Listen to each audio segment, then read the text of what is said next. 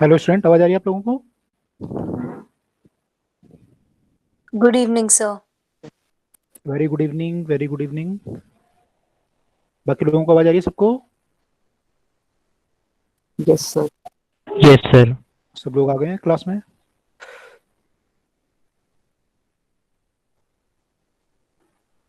Okay.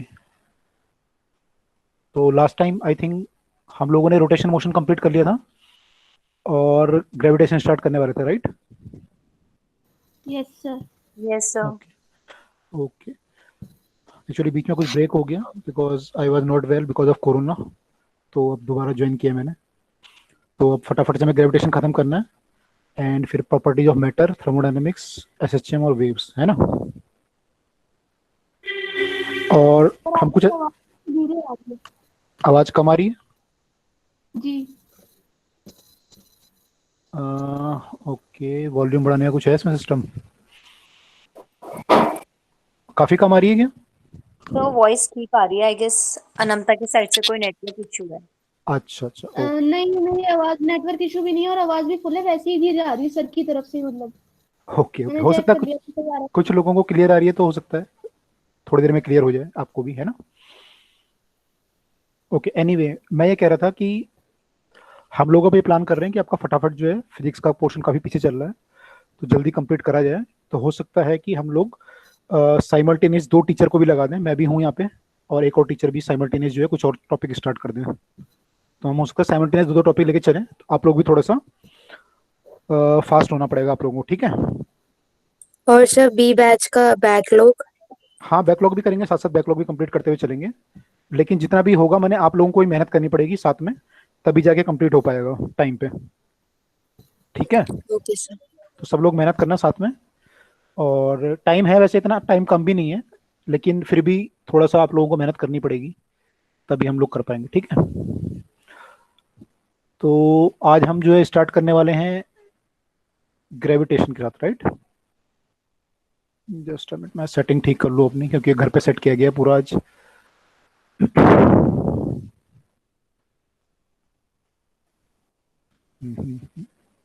Just a second.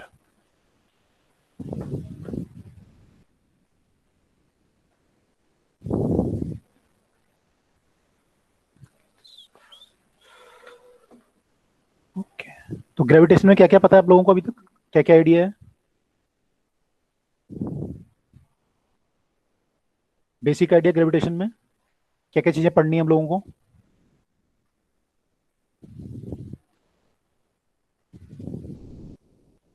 बताओ, कुछ तो आइडिया होगा फटाफट से। 9 10 का जो पढ़ा होगा उसका कुछ आइडिया होगा?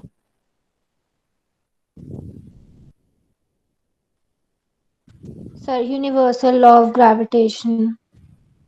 ओके, ठीक है। उसमें और क्या है? यूनिवर्सल लॉ ऑफ ग्रेविटेशन क्या है?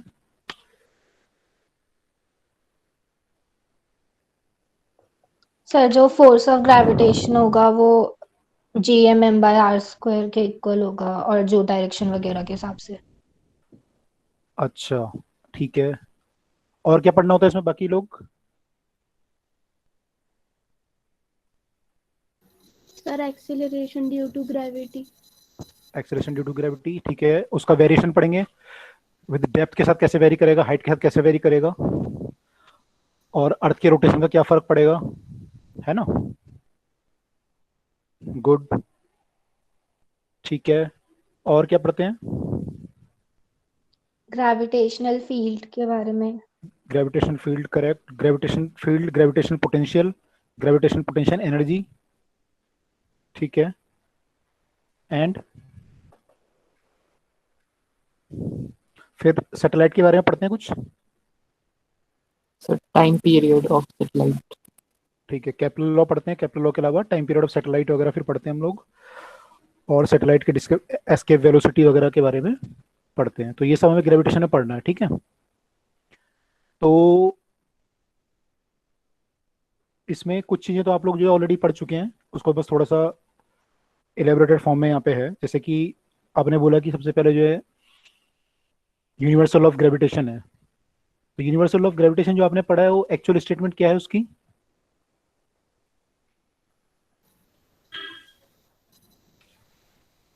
यूनिवर्सल ऑफ जो ग्रेविटेशन है क्या masses स्टेटमेंट? होंगे वो एक दूसरे पे ग्रेविटेशनल फोर्स लगाएंगे, ओके, कितने लगाएंगे?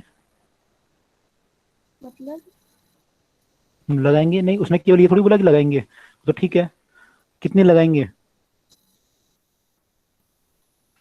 फोर्स जो आपस में लगेगी दो पार्टिकल के बीच के, जी उसके लिए लॉ है ना वो तो। जी क्या लॉ है? सर वो दो पार्टिकल्स के मास के प्रोडक्ट के डायरेक्टली प्रोपोर्शनल रहेगा और Correct. उनके बीच के स्क्वायर इनवर्सली प्रोपोर्शनल रहेगा। करेक्ट, ठीक है। तो इसकी जो, अब मैं स्टेटमेंट यहाँ पे नहीं लिखूंगा आपको, स्टेटमेंट तो आपके लिए इजी है। स्टेटमेंट क्या बोलता है? न्यूटन लॉ ऑफ ग्रेविटेशन जो है,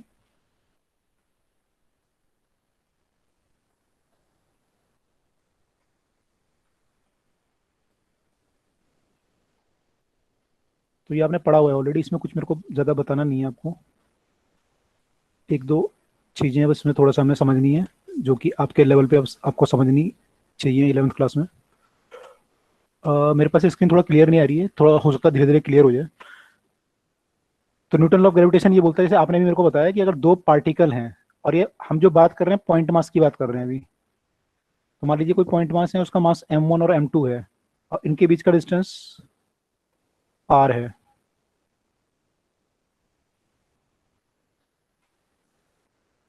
तो इनके बीच में एक फोर्स ऑफ अट्रैक्शन लगेगा, ये दोनों एक दूसरे को अट्रैक्ट करेंगे, और वो फोर्स ऑफ अट्रैक्शन जो होगा वो प्रोपोर्शनल होगा इनके प्रोडक्ट ऑफ द मास के, m1 इंटू m2 के, और वो फोर्स इनवर्सली प्रोपोर्शनल होगा इनके डिस्टेंस के स्क्वायर के, 1/r स्क्वायर के। तो कुल मिला के ये बन जाएगा force is proportional to m1 m2 by r square. तो यहाँ पे जो कांस्टेंट आता है, फिर प्रोपोर्शनल का साइन हटाएंगे तो कांस्टेंट आएगा कोई ना कोई, उसको क्या बोलते हैं, क्या सिंबल होता है उसका?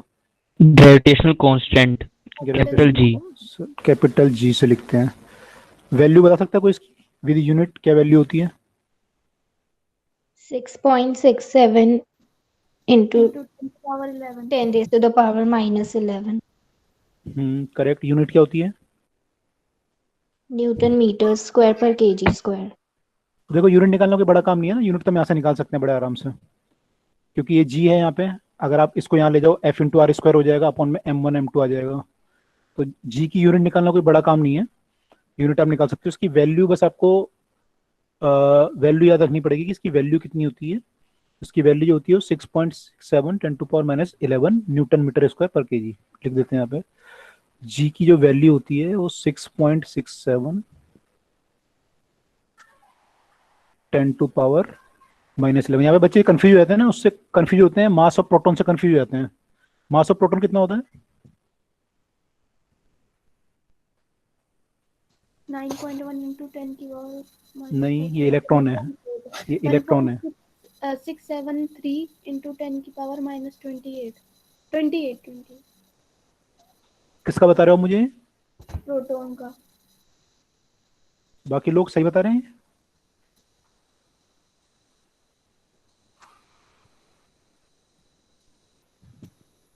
बाकी लोग बताओ कितना होता है मास प्रोटॉन का? ध्यान किसी को नहीं ध्यान है? चलो फिर इसको याद कर लो भी, तो अगर नहीं याद है तो फिर कंफ्यूज भी नहीं हो गया आप। कंफ्यूज तब हो गया जब आपको वैल्यू याद होगी उसकी। तो यहाँ पे जो यूनिट आपने मेरे को बताई न्यूटन, क्या यूनिट होगी बताओ? न्यूटन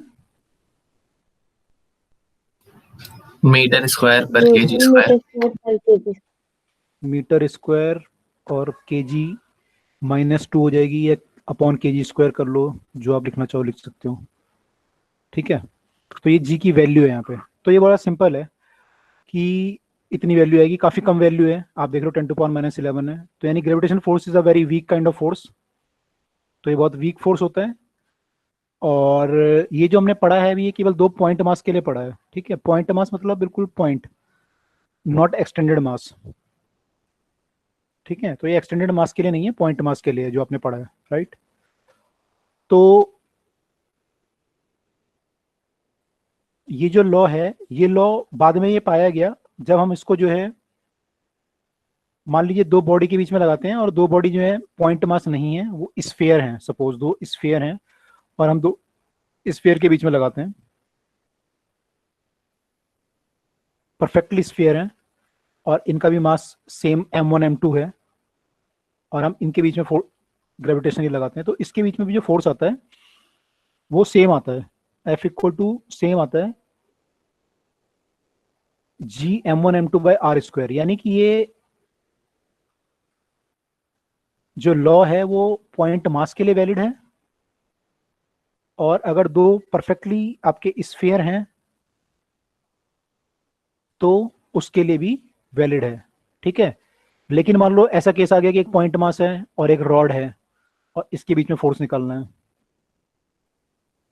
पॉइंट मास और रॉड के बीच में अगर आपको फोर्स निकालना है, मान लो कोई एक्सटेंडेड रॉड है, तो यहां पे फिर आप ये डायरेक्ट न्यूटन लॉ नहीं लगा सकते। अगर मान लो ये पॉइंट मास और ये रॉड आ गया, तो ऐसा नहीं कर सकते आपके आपने पॉइंट मास ले लिया और रॉड का सेंटर ऑफ मास ले लिया और दोनों के बीच में फोर्स लगा के ये फॉर्मूला लगा दिया, तो गलत हो जाएगा, ठीक है। वहां पे नहीं कर सकते। कोई बता सकता है यहाँ पे क्या करेंगे अगर ऐसा केस आ गया तो? सर रॉड के सारे पॉइंट्स से लेके इंटीग्रेट कर देंगे।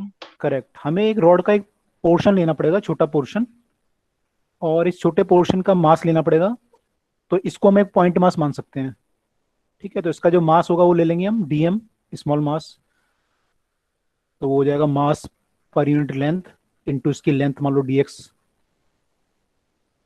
इसकी लेंथ मान लो dx हो जाएगी, ठीक है। तो इसका फिर हम मास लेंगे और इन दोनों के बीच में फोर्स लगाएंगे और फिर उसे इंटीग्रेट कर देंगे फ्रॉम यहाँ से इस एंड से लेके और इस एंड तक इंटीग्रेट करना पड़ेगा, ठीक है। एनीवे मैं खैर इसमें अभी जा नहीं रहा, मैं आपको बस ये बताना चाह रहा था कि ये जो लॉ है ये पॉइंट मास के लिए वैलिड है, और अगर हम इसके लिए निकालें तो इसके लिए भी सेम आता है, इसके लिए भी वैलिड है अगर आपके दो स्फीयर हैं, ठीक है। या फिर मान लो स्फीयर और एक पॉइंट मास होता तब भी ये सेम आता।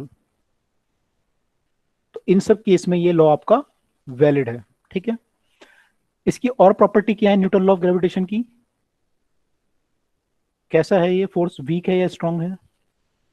सर वीक है। अच्छा, कंजर्वेटिव है या नॉन कंजर्वेटिव है? सर कंजर्वेटिव है। कंजर्वेटिव है। इनवर्स स्क्वायर लॉ फॉलो करता है नहीं करता? सर करता है। ये इनवर्स स्क्वायर लॉ फॉलो करता है। अच्छा, सेंट्रल फोर्स है या नॉन सेंट्रल है? सर सेंट्रल फोर्स है। इसका मतलब क्या हुआ सेंट्रल फोर्स? सर जो ये फोर्स है ये दोनों मासेस के सेंटर से लगती है। अलोंग द लाइन ज्वाइनिंग, जो इन दोनों को लाइन ज्वाइन कर रही है इसके अलोंग ये फोर्स काम करता है, इसलिए इस फोर्स को हम बोलते हैं सेंट्रल फोर्स। कोई ऐसा एग्जांपल दे सकते हो जो सेंट्रल फोर्स ना हो? कूलम लॉ क्या है? कूलम लॉ सेंट्रल फोर्स है कि नहीं है? सर सेंट्रल फोर्स है। तो कोई ऐसा एग्जांपल है जो सेंट्रल ना हो? फ्रिक्शन। ओके, फ्रिक्शन तो एक अलग ही टाइप का फोर्स है। फ्रिक्शन तो ठीक है, फ्रिक्शन दो बॉडी के बीच में नहीं होता, लेकिन कोई ऐसा फोर्स दो बॉडी के बीच में और सेंट्रल ना हो? सर इनवर्स स्क्वायर लॉ क्या है? बताओ भाई, इनवर्स स्क्वायर लॉ क्या है? जिसने किसने बताया था अभी? सर जो ये ग्रेविटेशनल फोर्स है ये हाँ। आप बाय आर स्क्वायर के प्रोपोर्शनल है। इसका मतलब ये बोलना चाह रहे हो? Yes sir. ये जो फोर्स है वो 1/r स्क्वायर के प्रोपोर्शनल है, तो inverse square law follow, inverse है ना, inversely proportional to the r square. यानी r अगर बढ़ेगा तो f घटेगा, और कैसे घटेगा? स्क्वायर से घटेगा। क्लियर? डाउट?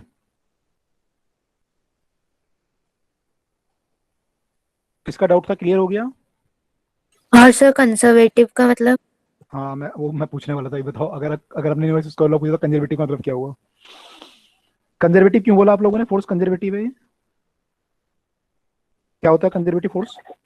सर इसको हम किसी भी एक्सिस पे ले पर जो फोर्स है वो किसी पे डिपेंड नहीं रहेगी, वो उतनी ही रहेगी चाहे हमारा जो ऑब्जर्वेशन है वो कहीं से भी हो। No, not perfectly correct. Sir ये पाथ इंडिपेंडेंट होती है फोर्स। मतलब सही बोल रहे हो, मतलब समझाओ तो थोड़ा सा। सर मतलब जैसे कि ग्रेविटेशन का एग्जांपल ले, हम अगर किसी बॉल को स्ट्रेट फेंके या फिर लाइक किसी और पैटर्न से फेंके तो वो डिस्टेंस उतना ही कवर करेगी, उसका वर्क डन उतना ही होगा, वो इंडिपेंडेंट होगी। उसके डिस्टेंस कवर के। ओके, मैंने कुल मिला के ये बोलते हैं कि अगर जो इस फील्ड में जो वर्क डन होगा वो इंडिपेंडेंट ऑफ द पाथ होगा, है ना, ये बोलना चाह रहे हो? Yes sir. ओके, जैसे मान लीजिए कोई बॉडी यहाँ पे रखी हुई थी और इसको उठा के आप यहाँ से यहाँ लेके आए,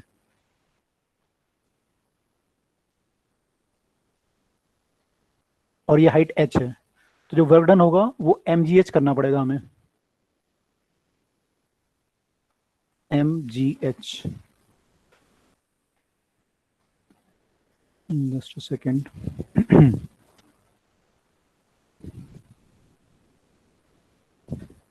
अच्छा, नॉन कंजर्वेटिव का एग्जांपल दे सकता है कोई? ये तो कंजर्वेटिव की बात कर रहे हैं हम लोग, नॉन कंजर्वेटिव एग्जांपल अभी डिस्कस करेंगे फिर। Friction. Friction non conservative, okay. देखो तो यहाँ पे क्या है, आपका वर्क डन जो है वो mgh है। अब मैं इसको ऐसे लाने की बजाय मान लो मैं ऐसे लेके आता h हाइट तक, सेम हाइट तक, तब भी वर्क डन कितना आता मेरा? अगर ये हाइट h होती तो वर्क डन मेरा mg आता। तो मैं इसको चाहे ऐसे लेके आऊँ, चाहे ऐसे लेके आऊँ, और चाहे मैं इसको ऐसे लेके आऊँ, और चाहे किसी और तरीके से लेके आऊँ, अगर मेरा डिस्टेंस ये जो इनिशियल और फाइनल पॉइंट अगर सेम है, मान लो समथिंग है, तो मेरा वर्क डन जो है सेम आएगा, mgh आएगा। लेकिन अगर मैं फ्रिक्शन की बात करूं, मान लो एक टेबल होता है ना, और टेबल में कोई ऑब्जेक्ट रखा होता और मैं इसको यहाँ से यहाँ लेके आता, इस केस में मान लो वर्क डन W1 होता, और एक केस में मैं इसको ऐसा घुमा के लेके आता, इस केस में वर्क डन W2 होता। तब वो क्या लगता है, दोनों वर्क डन बराबर होते हैं? No sir. Yes. अगर फ्रिक्शन फोर्स काम कर रहा होता, फ्रिक्शन फोर्स, तो क्या दोनों में बराबर फ्रिक्शन वर्क करता है या कम ज्यादा करता? ज्यादा करता। किसमें ज्यादा करता वर्क फ्रिक्शन? सर W2 में। W2 में आपको लंबा पाथ चलना पड़ रहा है, तो यहाँ पे वर्क डन भी आपका ज्यादा हो जाएगा, तो W2 will be more in case of friction. ये केस किसका हुआ? फ्रिक्शन का। फ्रिक्शन के साथ। तो फ्रिक्शन फोर्स को कैसे बोलेंगे हम? कैसा फोर्स है? कंजर्वेटिव है, नॉन कंजर्वेटिव है? Sir non conservative force. Non conservative force. Non conservative force वो होता है जिसमें कि जिस फोर्स में वर्क डन जो है पाथ डिपेंडेंट होता है। यहाँ पे जो वर्क डन है वो पाथ डिपेंडेंट है, पाथ डिपेंडेंट है।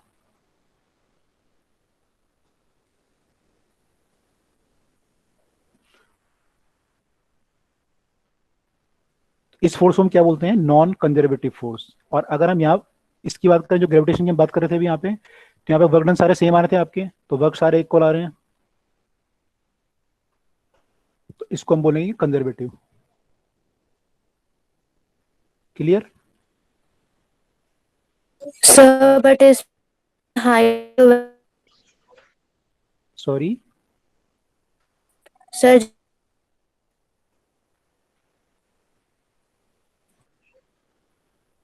आवाज ब्रेक हो रही है आपकी, दोबारा बोल सकते हैं एक बार प्लीज? सर जो हमने एमजीएच लिखा है उसमें हाइट वैरी करेगा ना? नहीं, हाइट में तीनों में सेम लिया है, हाइट मैंने h लिया है, बस मैंने रास्ता अलग अलग लिया है। एक बार मैं सीधा डायरेक्ट ऊपर आ गया, एक बार मैं ऐसे चल के आया, और एक बार मैं ऐसे चल के आया। हाइट मैंने तीनों में सेम लिया है, ओके सर। हाइट तीनों में सेम है।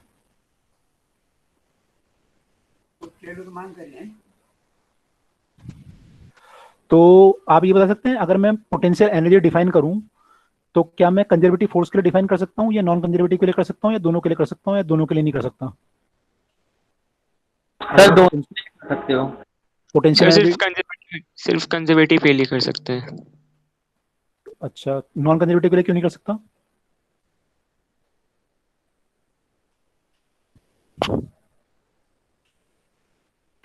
आप कह रहे हो इसके लिए कर सकता हूँ, इसके लिए आपने पढ़ाई होगा, पोटेंशियल एनर्जी mgh होती है कंजर्वेटिव।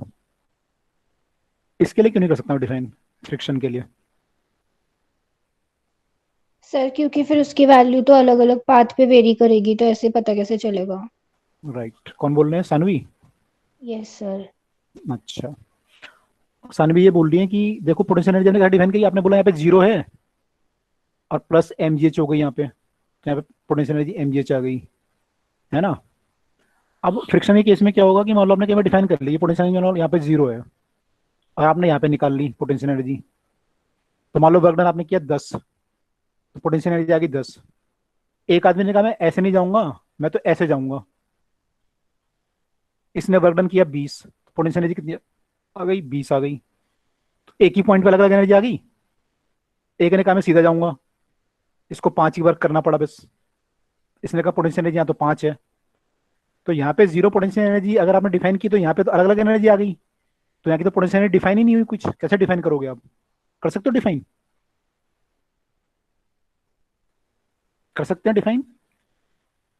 कौन सी वैल्यू लोगे? 5 लोगे, 10 लोगे, 20 लोगे, क्या लोगे? नहीं कर सकते ना डिफाइन। नहीं सर। तो इस केस में we can not define the potential energy, potential energy can not be defined. इस केस में डिफाइन कर सकते थे क्योंकि इस केस में पाथ इंडिपेंडेंट था, जो ऊपर वाला केस था। इस केस में we can not define the potential energy, can't be defined. तो कभी भी आप फ्रिक्शनल पोटेंशियल एनर्जी नहीं पढ़ोगे। पढ़ा है आपने कहीं फ्रिक्शनल पोटेंशियल एनर्जी? आपने पढ़ा होगा gravitational potential energy, electrostatic potential energy, ये सब पढ़ा होगा आपने, बट क्या आपने ऐसा पढ़ा है frictional potential energy? No sir, होता ही नहीं है। होता ही नहीं है, डिफाइन ही नहीं कर सकते, राइट। तो मैं बैक आ रहा हूं दोबारा इस पे। तो कंजर्वेटिव समझ में आ गया होगा सबको? कंजर्वेटिव नॉन कंजर्वेटिव में क्या डिफरेंस होता है? Yes sir. Inverse square law पता चल गया हमें क्या होता है। सेंट्रल फोर्स है ये, मैं कहता सेंट्रल का एग्जांपल ना हो, मैग्नेटिक, जब मैग्नेटिक्स पढ़ोगे तो देखोगे सेंट्रल फोर्स नहीं होता कई बार, तो वहाँ नॉन सेंट्रल फोर्स भी लग जाता है। ठीक है, सेंट्रल फोर्स है। अच्छा, ये मीडियम पे डिपेंड करता है एक दूसरे के बीच में, जो मीडियम होता है। ये दो स्फीयर हैं, अगर इनको मैं ऑयल में डुबा दूं या पानी में डुबा दूं या कहीं और डुबा दूं, तो क्या मीडियम पे डिपेंड करेगा ग्रेविटेशन फोर्स आपस में? Sir no sir. नहीं करता ना। No, sir. जी की वैल्यू चेंज होती है क्या? ऐसा क्या लिखा रहता है कि ऑयल में जी की वैल्यू इतनी है, वाटर में इतनी है, एयर में इतनी है? ऐसा कहीं पढ़ा है आपने? सर जो नहीं, वो तो यूनिवर्सल है। हाँ, क्या बोल रहे हैं? कोई कुछ बोल रहा है? सर वो बोलो। इलेक्ट्रोस्टैटिक के अंदर जो वहाँ पे कूलम जो कूलम फोर्स लगती है, उसमें जो के की वैल्यू आती है वो 1/4 पाई एप्सिलॉन नॉट आती है। वहाँ पे तो जो एप्सिलॉन नॉट होता है वो मीडियम पे डिपेंड करता है, इसलिए। उसके पीछे भी वहां भी नहीं करता एक्चुअली। वहां भी आपको, अगर जब डेप्थ में जाओगे ना, मैं आपको समझा दूंगा कि वहां पे डिपेंड नहीं करता है ना। आपस का फोर्स डिपेंड नहीं करता, नेट फोर्स जो होता है वो चेंज हो जाता है। आपस में फोर्स तब भी उतना ही लग रहा होता है ना। इसको थोड़ा डिटेल में जब पढ़ेंगे कूलम लॉ में बता दूंगा आपको, लेकिन यहाँ पे तो नहीं करता। चलो ठीक है, चलो आपकी बात मान लेता हूँ एक बार को, लेकिन यहाँ पे आपने जी की वैल्यू देखी चेंज होते हुए? सर नहीं होती। ठीक है, तो ये इंडिपेंडेंट होता है, ये डिपेंड नहीं करता है बिटवीन द मीडियम, उनके बीच में क्या मीडियम है उस पर डिपेंड नहीं करता है। ठीक है sir yes. Sir central force बता दीजिए एक बार। सेंट्रल फोर्स वो होता है जो कि दो पार्टिकल के बीच में अगर जो लग रहा है, मान लो एक पार्टिकल यहाँ पे और एक यहाँ पे है, तो ये अलोंग द लाइन ज्वाइनिंग, जो मान लो इन दोनों को लाइन कौन सी ज्वाइन कर रही है? ये वाली लाइन ज्वाइन कर रही है, तो जो फोर्स इसके अलोंग लगता है, जो दो पार्टिकल के सेंटर को हम जोड़ रहे हैं ना यहाँ पे, तो इनके अलोंग अगर फोर्स लग रहा है, उस फोर्स को हम बोलते हैं सेंट्रल फोर्स। अगर मान लो फोर्स ऐसे लग रहा होता, उसको हम सेंट्रल फोर्स नहीं बोलते फिर हम। ठीक है, क्योंकि ग्रेविटेशन फोर्स आपका ऐसे काम करता है एक दूसरे के बीच में। मान लो एक पार्टिकल ये 1 है और ये 2 है, तो जो ग्रेविटेशन फोर्स एक्ट करेगा वो along the line joining act करेगा, इसलिए हमसे क्या बोलते हैं? ये एक सेंट्रल फोर्स है। Okay clear? क्योंकि ये ऐसे एक्ट कर रहा है ना इस लाइन के अलोंग। तो ये इसकी कुछ प्रॉपर्टीज थी, तो बहुत इजी प्रॉपर्टी है, इसमें कोई और तो बाकी बेसिक लॉ भी फॉलो करेगा ये। जैसे आप बोल सकते हो न्यूटन का थर्ड लॉ फॉलो करेगा ही, एक्शन रिएक्शन पेयर बनाता है ये, है ना। एक पार्टिकल जो दूसरे पे फोर्स लगाएगा, दूसरा उस पे same force equal and opposite लगाएगा। तो ये बताओ फिर सेब क्यों गिरता है पृथ्वी की तरफ? पृथ्वी क्यों नहीं गिरती सेब की तरफ? सर क्योंकि सेब का मास काफी ज्यादा कम है और पृथ्वी का मास काफी ज्यादा है, बहुत बिग है उसके कंपैरिजन में। करेक्ट। तो फोर्स दोनों पे सेम है, सेप पे जितना फोर्स है उतना पृथ्वी पे भी लग रहा है, क्योंकि थर्ड लॉ फॉलो करेगा। लेकिन जब एक्सेलरेशन की बात करेंगे तो एक्सेलरेशन जो होता है वो फोर्स बाय मास होता है। एक्सेलरेशन जो होता है फोर्स बाय मास होता है। तो भले ही बराबर फोर्स लग रहा है, सेप पे जितना लग रहा है उतना पृथ्वी पे भी लग रहा है, लेकिन क्योंकि सेब का मास बहुत कम है तो उसका एक्सेलरेशन 9.8 आ जाता है। पृथ्वी का मास बहुत ज्यादा है, उसका एक्सेलरेशन बहुत नेग्लिजिबल आता है। इसलिए हमें पृथ्वी मूव करते हुए, ये अर्थ जो है मूव करते हुए नहीं दिखाई देती।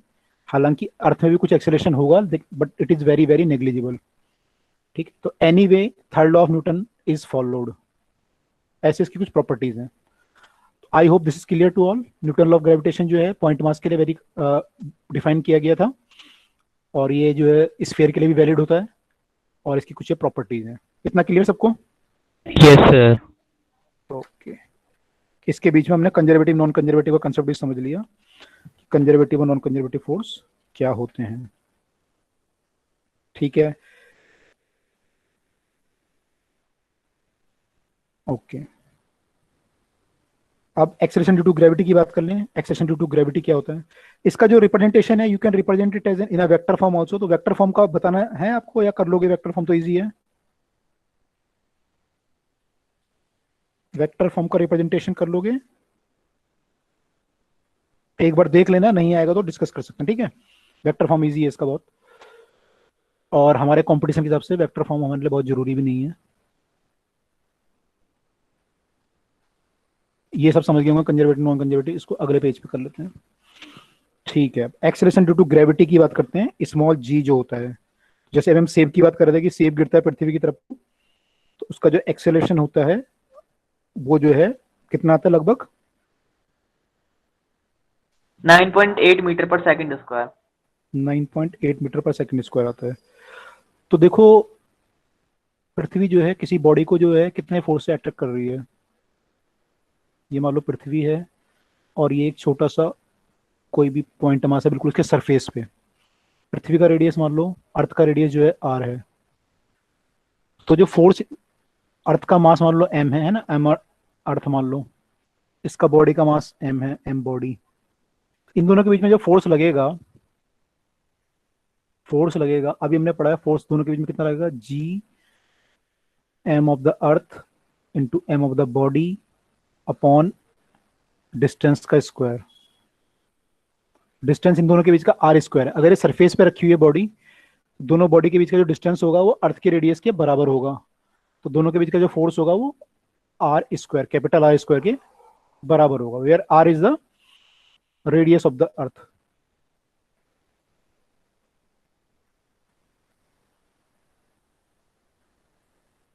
अब ये बॉडी जब नीचे गिरेगी, इस पे जो फोर्स होगा उसको हम ऐसे भी लिख सकते हैं, force equal to mass into acceleration. और यहाँ पे एक्सेलरेशन कितना होता है? g के बराबर होता है। तो we can also write is m of the body into g। ठीक है, अब इन दोनों को अगर हम इक्वेट करें, इक्वेशन नंबर 1 को और इक्वेशन नंबर 2 को अगर हम कंपेयर करें आपस में, तो उससे क्या बन रहा है? न्यूटन लॉ ऑफ ग्रेविटेशन बोलता है कि फोर्स इतना होना चाहिए, mass of the earth into mass of the body by R square. और दूसरी तरफ न्यूटन का सेकंड लॉ बोलता है कि ये होना चाहिए m of the body into g, m into a. तो यहां से क्या आ रहा है आपका? यहां से आपका आ रहा है कि जो g है, जो g की वैल्यू है एक्सेलरेशन ड्यू टू ग्रेविटी की, वो कितनी होती है? g, capital G into mass of the earth upon radius of the अर्थ का स्क्वायर। ये वैल्यू होती है g की, और ये वैल्यू आपने भी बताई कितनी आती है? लगभग 9.8 मीटर पर सेकंड स्क्वायर आती है। कई बार हम 10 भी ले लेते हैं क्वेश्चंस में। तो जो वैल्यू आती है अप्रोक्सीमेटली अर्थ के सरफेस पे 9.8 के आसपास आती है मीटर पर सेकंड स्क्वायर। तो निकालते कैसे हम? Capital G into mass of the अर्थ और अपॉन R का स्क्वायर। ठीक है, इतना clear? Yes sir. Okay, sir इसमें हमने g को mb इंटू जी क्यू लिया, me इंटू जी क्यू लिया। g को हमने mb इंटू जी क्यू लिया, me इंटू जी क्यू नहीं लिया। ओके, यहाँ पे जो हम g की बात कर, हमने ये वाली इक्वेशन यूज की, सॉरी, फोर्स को हमने मास इंटू एक्सेलरेशन लिखा ना, तो हम किसकी मास की बात कर रहे हैं? बॉडी की बात कर रहे हैं। तो बॉडी का मास इंटू बॉडी का एक्सेलरेशन, इसलिए हमने यहाँ पे m इंटू जी लिया। करेक्ट? Yes sir. ओके, तो हमारा वैल्यू ये आ गया। अब आपने ये जो निकाला, कब निकाला, किस कंडीशन में? जबकि आप अर्थ के सरफेस पे थे। जबकि आप कहाँ थे? अर्थ के सरफेस पे। अगर आप सरफेस पे ना होते, उससे ऊपर होते या नीचे होते, तो जी में फर्क पड़ता। तो हमें वो वेरिएशन समझना है कि जी में फर्क कितना पड़ता अगर हम अप या डाउन जाते। ठीक है। अच्छा, इसमें एक चीज और है जो अर्थ ग्रेविटेशन आपने पढ़ा भी, यहाँ पे जो हम पढ़ रहे थे, इसमें से हमने पढ़ा कि भाई दो बॉडी अगर आपस में फोर्स लगा रही है, मान लो पॉइंट मास है और एक स्फीयर है, ठीक है।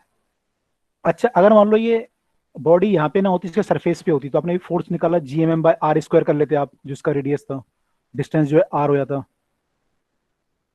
अच्छा, ये बॉडी मान लो इसके अंदर होती, मान लो ये शेल है और ये बॉडी यहाँ पे होती, ये वाली बॉडी स्मॉल m वाली, तो अब फोर्स कितना लगता है इस पे? GME divide by small r square, और स्मॉल r डिस्टेंस होगा बॉडी का ये इसके सेंटर से, स्फीयर के सेंटर से। नहीं, इस केस में शेल है, मान लो ये, मैं सॉलिड स्फीयर नहीं मान रहा, शेल मानता हूँ, ये शेल है, तो कितना लगेगा? सर 0 लगेगा। करेक्ट। बाकी लोग को आइडिया कुछ इसमें? अगर शेल के अंदर मैं किसी बॉडी को रख लूं तो फोर्स कितना लगता है? 0। शेल के अंदर 0 लगता है, ठीक है। इसके मैं डेरिवेशन पे नहीं जा रहा कि डेरिवेशन कैसे आता है इसका, लेकिन अगर देखेंगे कुछ बुकों ने डेरिवेशन भी कर रखा है, तो अगर आप कहीं पे भी पॉइंट मास लेंगे, यहाँ पे देखो, यहाँ पे लोगे बीच में, तब तो कोई पूछना ही नहीं है, सब तरफ से बराबर फोर्स लगेगा। मान लो कैपिटल M वाली बॉडी है और ये स्मॉल m को आपने बिल्कुल सेंटर पे ले लिया इसके, तो सब तरफ से बराबर फोर्स लगेगा, तो 0 लगना ही लगना है, फोर्स, नेट फोर्स 0 होना है। लेकिन अगर मान लो ये सेंटर पे ना हो, ये मान लो यहाँ पे भी हो बॉडी, तब भी इसका जो डेरिवेशन आता है उसमें भी फोर्स क्या आता है? नेट फोर्स इस पे 0 आता है। तो ये बाहर वाला पोर्शन अंदर वाले पे 0 फोर्स लगाएगा। ठीक है, क्लियर? Yes sir. अच्छा, अब मान लो ये सॉलिड होता और बॉडी यहां पे होती, तो इस पे जो फोर्स लगता, मैं क्या करता, इस बॉडी पे जो फोर्स लगता, मैं स्फीयर को ऐसे ब्रेक कर लेता हूं। बॉडी मेरी यहां पे है, ठीक है, ये मेरा सॉलिड है, इसका मास कैपिटल M है और एक छोटी वाली बॉडी का मास स्मॉल m है। अभी मैंने ऊपर वाले केस में देखा कि ऊपर जो शेल होता है, मैंने जो बॉडी जो शेल के अंदर होती है, तो फोर्स शेल के कारण कितना होता है? 0 होता है। देखा ना मैंने, देखो ये शेल था यहाँ पे, तो जो बॉडी यहाँ पे थी, तो उसपे फोर्स कितना था? 0 था। ठीक है। अच्छा, मान लो ये ऐसे होता, मान लो एक और शेल होता है यहाँ पे, ये बॉडी यहाँ पे है और एक और शेल बना दिया मैंने यहाँ पे, अब बॉडी यहाँ पे अंदर, अब कितना फोर्स आएगा? सर 0। अब भी 0 आएगा। यानी जो बाहर वाला, इसके जितने भी शेल हैं, उनके कारण नेट फोर्स कितना आएगा? इस पे 0 आएगा। अब जैसे मान लो ये वाला मास था, ये मास इस सॉलिड स्फीयर के यहां पे रखा हुआ है, तो जो बाहर वाला पोर्शन है, बाहर वाला मास है ये वाला, इसके कारण इस पे फोर्स कितना आएगा? Sir GME/r²। इस पोर्शन के कारण, मान लो ये 1 है, पोर्शन 1 है ये, इसके कारण इस बॉडी पे कितना मास आएगा, सॉरी फोर्स आएगा? सर वो जो मास है वो सर सरफेस पे रखा है या फिर मतलब स्फीयर के अंदर रखा है? स्फीयर के अंदर, यहाँ पे। तो सर GME/r² आएगा और r सेंटर से डिस्टेंस होगा इस बॉडी का। पहले मैंने, हाँ मैंने जो पूछा है ना, मैंने केवल इस मास के कारण पूछा है, जो मास इसके बाहर है, जो इस सॉलिड स्फीयर का मास कितना आएगा? सर 0। अभी मैंने पढ़ा ना, भार के कारण जीरो आता है। जैसे मान लो यहाँ पे था हमारा, तो यहाँ पे शेल थी, इसके कारण यहाँ पे जीरो था। मैं एक और शेल बना दूं यहाँ पे, अगर मैं एक और शेल इसके बाहर बना दूं तब भी क्या आएगा, तब भी जीरो आएगा इसके कारण भी। सर ये 0 कैसे आ रहा है नेट फोर्स?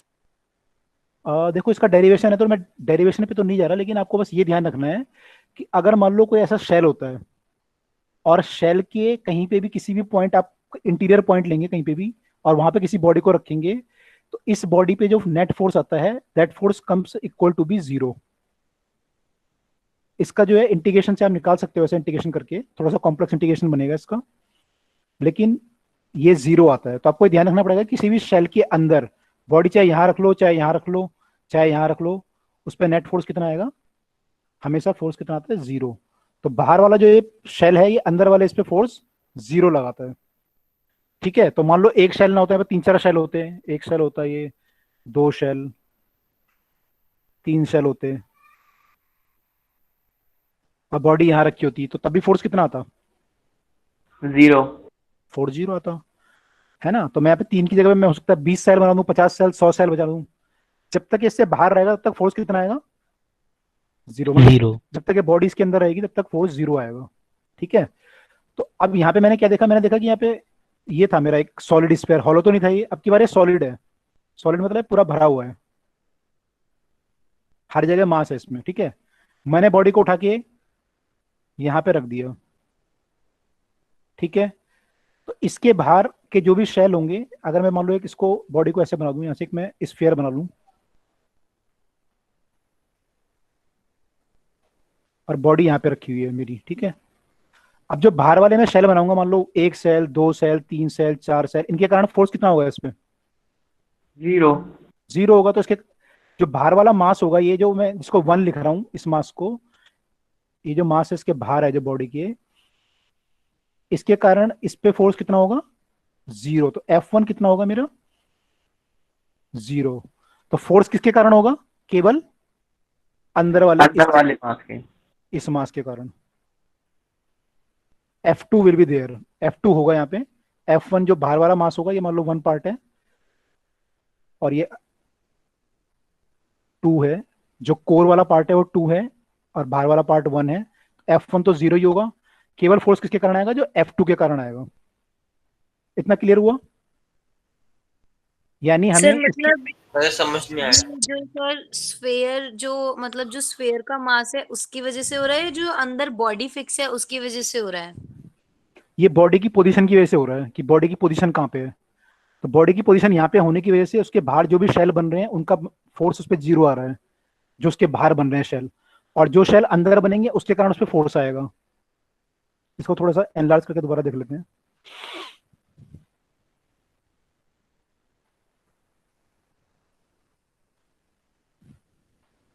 आपका क्वेश्चन क्लियर हुआ, आपने जो पूछा था आपने कि किसके कारण हो रहा है ये बॉडी की पोजीशन की वजह से हो रहा है। बॉडी की पोजीशन यहाँ पे रखी है मान लो आपने, ठीक है, तो इसके बाहर जो भी शेल बनेंगे, इसका सेंटर है बॉडी का। अब मैं अगर इसको एक शेल बना सकता हूँ यहाँ से बॉडी को टच करते हुए, ठीक है। अब मैं कोई भी मास लेता हूँ, मान लो बाहर का कोई भी मास सेल लेता हूँ, ये वाला शेल लेता हूँ, बाहर एक शेल बनाता हूँ ऐसा,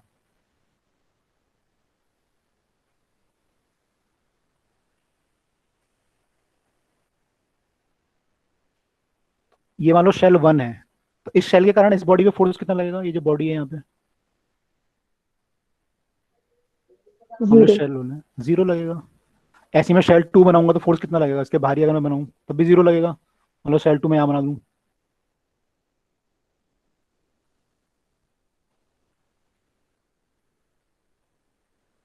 तो फोर्स 2 कितना लगेगा, ये शेल 2 है मान लो, जीरो। ऐसे में कितने भी शेल बनाता जाऊंगा, इसके बाहर जब तक मैं बनाता जाऊंगा शेल, इसके बॉडी के बाहर जब तक बनाता जाऊंगा, फोर्स क्या होगा मेरा, सबके कारण जीरो होगा। ठीक है, यानी मैं यहां से लेके और यहां तक कितने भी शेल बना लूं, सबके कारण फोर्स कितना होगा, जीरो। जीरो। यानी इसके बाहर जो भी मास होगा इफेक्टिव, उसके कारण जो फोर्स है वो कितना है, जीरो है। यानी इस बॉडी, जहां पे भी ये बॉडी है, इसके बाहर जितना भी ये मास है, जितना भी ये मास है सारा, इसके कारण जो भी फोर्स लग रहा है, नेट फोर्स, वो कितना है? वो फोर्स 0 है। तो मास, इस पे जो फोर्स लग रहा है इस बॉडी पे, इफेक्टिवली किसके कारण लग रहा है? जो कि मास इसके अंदर है, जो कि मास इसके अंदर यहां पर है, इस कोर में, इस गोले के अंदर जो मास है, उसके कारण इस पे फोर्स लगेगा, जो मास इसके अंदर है। मैं यहाँ पे डॉट डॉट बनाता हूँ, ये जो मास है यहाँ पे, इसके कारण से इस पे फोर्स लगेगा। क्लियर है ये? मैं इसको यस सर। इसकी वजह से फोर्स कैसे लगेगा हर वाले शेल पे? इसकी वजह से कैसा लगेगा? जैसे यार हमने अभी पढ़ा था ना, जैसे मान लो ये शेल है और बॉडी यहाँ पे रखी हुई है, अगर अब फोर्स कितना लगेगा इन दोनों के बीच में?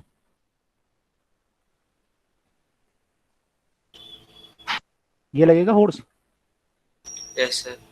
तो अब क्यों लग रहा है फोर्स? क्योंकि ये बॉडी इससे बाहर है। ये जो बॉडी है ये कहाँ पे है? शेल के सरफेस पे है, इसके कारण फोर्स लगेगा। मान लो शेल यहाँ पे होता, तब भी इनमें फोर्स लगता आपस में। जीरो फोर्स कब लगता है? हमने पढ़ा जीरो कब लगता है? जब जीरो बॉडी उसके अंदर होती है। जब मान लो शेल के बॉडी यहाँ पे हो, या यहाँ पे हो, या यहाँ पे हो, तब जीरो लगता है। लेकिन मान लो बॉडी यहाँ पे हो, तब जीरो नहीं लगता, यहाँ पे फोर्स जीरो नहीं होगा। लेकिन यहाँ पे क्या होगा? सब जगह पे फोर्स विल बी जीरो। तो अगर बॉडी किसी शेल से बाहर है तो ये शेल इस पे फोर्स लगा सकता है, लेकिन अगर अंदर है तो फोर्स नहीं लगाएगा, बाहर है तो लगा देगा। Okay sir. ठीक है, जैसे अर्थ के केस में भी तो ऐसे ही हो रहा था भाई, ये बॉडी यहाँ पे था, सेब यहाँ पे था ना आपका, तो फोर्स लग रहा था ना इसमें। तो फोर्स जो लगेगा इफेक्टिवली क्या होगा? अंदर वाले के कारण लगेगा, जितना कि मास उसके सेल के अंदर है, बाहर वाले के कारण नहीं लगेगा। अब इसको देख लेते हैं वन बाय वन। तो इसका चलो ठीक है, अभी वन बाय वन आएगा ये चीज। ये बीच में चीज आ गई थी, मैंने आपको बता दी, अभी दोबारा आएगी तब दोबारा डिस्कस कर लेंगे। इतना समझ में आ गया सबको? ग्रेविटेशन जो मास था उसको हमने एमए से कंपेयर सर किया। एक क्वेश्चन है। एक मिनट, ये समझ में आ गया सबको? हमने जो ग्रेविटेशन फोर्स को हमने कंपेयर किया mg से, तो हमारी g की वैल्यू आई वो GME/r² आई। इतना क्लियर है सबको? Yes sir. मैंने आपको ये सब Yes, कहानी, sir. ये सब कहानी क्यों बताई? ये सब कहानी इसलिए बताई, जब आप जी की वैल्यू निकालोगे ना अभी, तो जब आप अंदर जाओगे, अर्थ के अंदर घुसोगे, जब मान लो आप अर्थ से डेप्थ में चले गए यहाँ पे और जी की वैल्यू निकालने लगे, तो उस टाइम पे हम केवल इतना मास लेंगे जो कि ग्रेविटेशन फोर्स लगाएगा, केवल इतना मास लेंगे, ये वाला नहीं लेंगे, बाकी बाहर वाला। इसलिए मैंने आपको ये बताया। समझ में आया? जो फोर्स लगेगा वो केवल इसके कारण लगेगा, जो तो हम इतना ही मास लेंगे बस। Yes sir. इसलिए मैंने आपको सब कुछ बताया। हाँ, अब बोलिए, क्वेश्चन कौन पूछ रहा था? सर ये पूछना था कि अगर सॉलिड स्फीयर है और हाँ। जो बॉडी है वो स्फीयर के अंदर ही है, हाँ, ऐसा तो ऐसे हो नहीं सकता शायद। नहीं हो सकता ना, टनल बना लो, टनल बना के अंदर भेज सकते हो बॉडी को। अच्छा ठीक है, तो फिर उस केस में भी हम सॉलिड स्फीयर का सेंटर ऑफ मास लेंगे और उसके हिसाब से निकालेंगे। हाँ, उस केस में भी वैसे ही करेंगे। Okay sir. ठीक है, अभी देखेंगे वैसे कैसे करेंगे। एक्चुअल निकालने के लिए उसमें आपको देखना पड़ेगा कि कैसे निकालना है। ठीक है, अभी निकालते हैं, थोड़ी देर में देखेंगे। बस सेंटर वही ले लेंगे, सेंटर ऑफ मास लेके ही करना पड़ेगा। ठीक है, एनीवे इतना क्लियर हो गया सबको कि जी की वैल्यू आती है। अब देखते हैं जी जो है हमारा कैसे वेरी करता है, हाइट के साथ कैसे वेरी करता है और डेप्थ के साथ कैसे वेरी करता है। तो जी की वैल्यू जो आई वो GME/r² आई। ठीक है, अब मान लो हम करते हैं इसको वेरिएशन विद हाइट, देखते हैं पहले। जी की जो वैल्यू है उसको मैं लिख देता हूँ पहले, G = GM ऑफ द अर्थ और बाय r²। तो सरफेस की बात हुई। अब मान लो हम हाइट के साथ बात करते हैं, variation of g with height. तो ये समझना थोड़ा आसान है।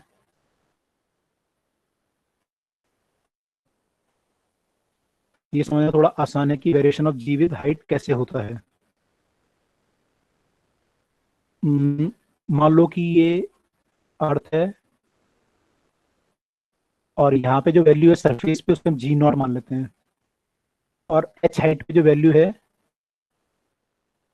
उसे हम जी डैश मान लेते हैं। तो जी नॉट तो मेरा कितना हो जाएगा, G M E upon R square, यही होगा। Yes sir. अच्छा जी डैश कितना हो जाएगा, ये जो जी डैश है सर कौन सा जी डैश? इस साइड पे जी डैश, सर ये G M E divide by R plus x का होल स्क्वायर। करेक्ट। यहाँ पे जो है जी और एम ई तो सेम रहेगा, लेकिन जो अब डिस्टेंस है इन दोनों के बीच का, इन दोनों पार्टिकल के बीच का डिस्टेंस तो केवल आर था, लेकिन जब आपने साइड पे गए थे तो डिस्टेंस कितना हो गया, आर प्लस एच हो गया। तो यहाँ पे आ जाएगा R plus h. It clear? Yes sir. और ना सर जो आप अपने स्क्रीन पे लिख रहे हो ना वो काफी लेट में आ रहा है, आपकी वॉइस पहले आ रही है। वॉइस पहले आ रही है, लिख रहा हूँ लेट में आ रहा है। अच्छा, हो सकता है। Yes sir. ओके, हो सकता है नेट का वो होगा। एनीवे कितना गया आ रहा है अभी, आर प्लस एच कर दिया है। सर वॉइस ब्रेक भी हो रही है आपकी। बाकी लोगों को ब्रेक हो रही है, क्लियर आ रही है? यस सर ब्रेक हो रही है। सर ब्रेक हो रही। Yes sir. जो शुरू से क्योंकि ब्रेक होती है आप लोगों की, अभी बात हुई है।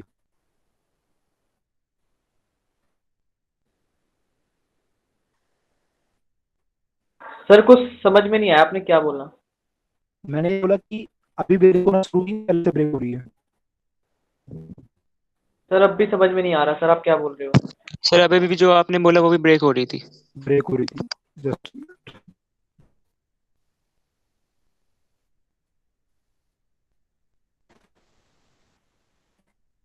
हेलो, आवाज आ रहा हूँ? सर ब्रेक हो रही है अभी भी। अभी भी ब्रेक हो रही है। अच्छा, रुक मैं ऑन कर।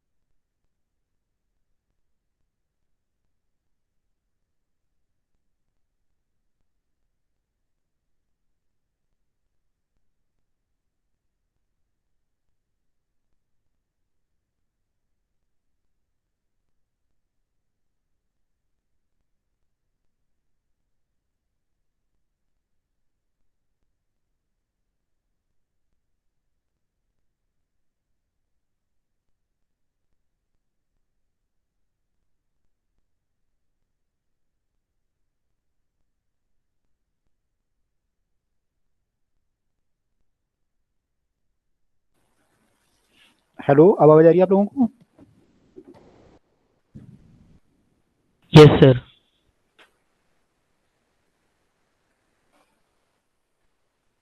हेलो, यस सर, आवाज यस आ सर। रही है। अब आवाज आ रही है सब लोगों को? Yes sir. यस सर, आ रही है आवाज। Yes sir. Yes sir.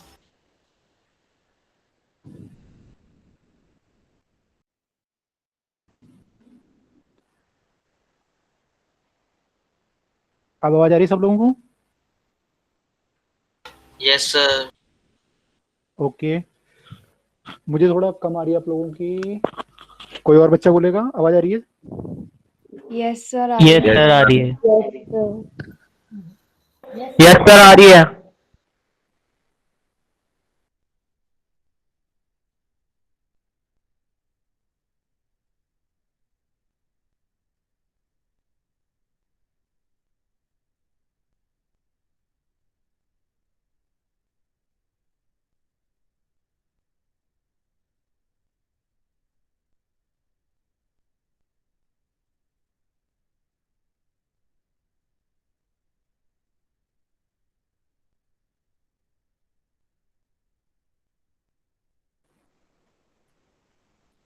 आगे चलें? Yes sir. Yes sir.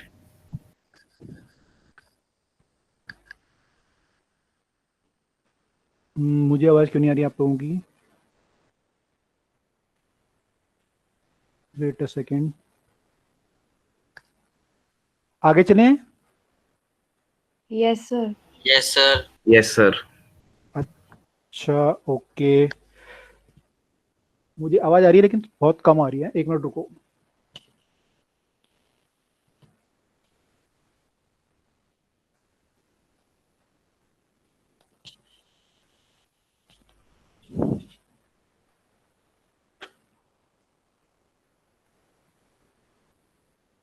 अच्छा,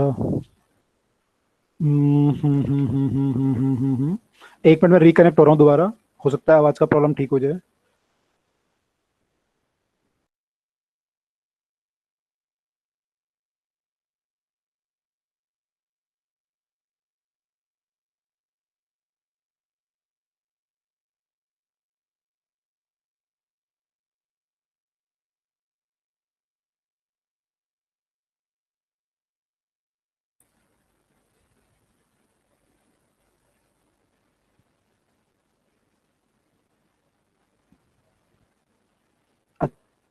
अच्छा, अब आ रही है आवाज सबको? यस सर आ रही है। यस सर, आ रही है। Yes sir. मुझे भी क्लियर आ रही है आप लोगों की। ठीक है, मैंने अब डायरेक्ट वायर से जोड़ दिया, पहले वाईफाई से था ये, अब डायरेक्ट वायर से जोड़ दिया। अच्छा ठीक है, चलो यहाँ से स्टार्ट कर रहे थे हम लोग। तो ये समझ में आ गया सबको, जी नॉट की वैल्यू जो है सरफेस पे है, और जी डैश की वैल्यू जो है वो हाइट एच पे है। ये तो हमारा सरफेस पे था, मैं एक पेन ले लूँ। तो ये तो हमने सरफेस के लिए लिखा था,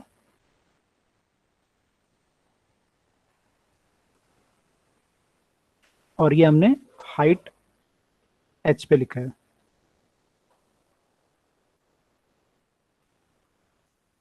ठीक है, क्लियर? तो जी डैश क्या होगा? जी से कम होगा, ज्यादा होगा? जी नॉट से सर कम होगा। कम, क्योंकि एच जैसे जैसे बढ़ता जाएगा ये वैल्यू आपकी बढ़ती जाएगी, और ये क्योंकि अपॉन में है तो जी डैश आपका कम होता जाएगा। यानी कि हाइट बढ़ने के साथ साथ जी की वैल्यू क्या होगी? डिक्रीज। डिक्रीज हो जाएगी, बिल्कुल। तो हम रेशो निकालते हैं, मान लो जी डैश बाय जी का। जी डैश बाय जी का अगर रेशो निकालना चाहें तो क्या आएगा?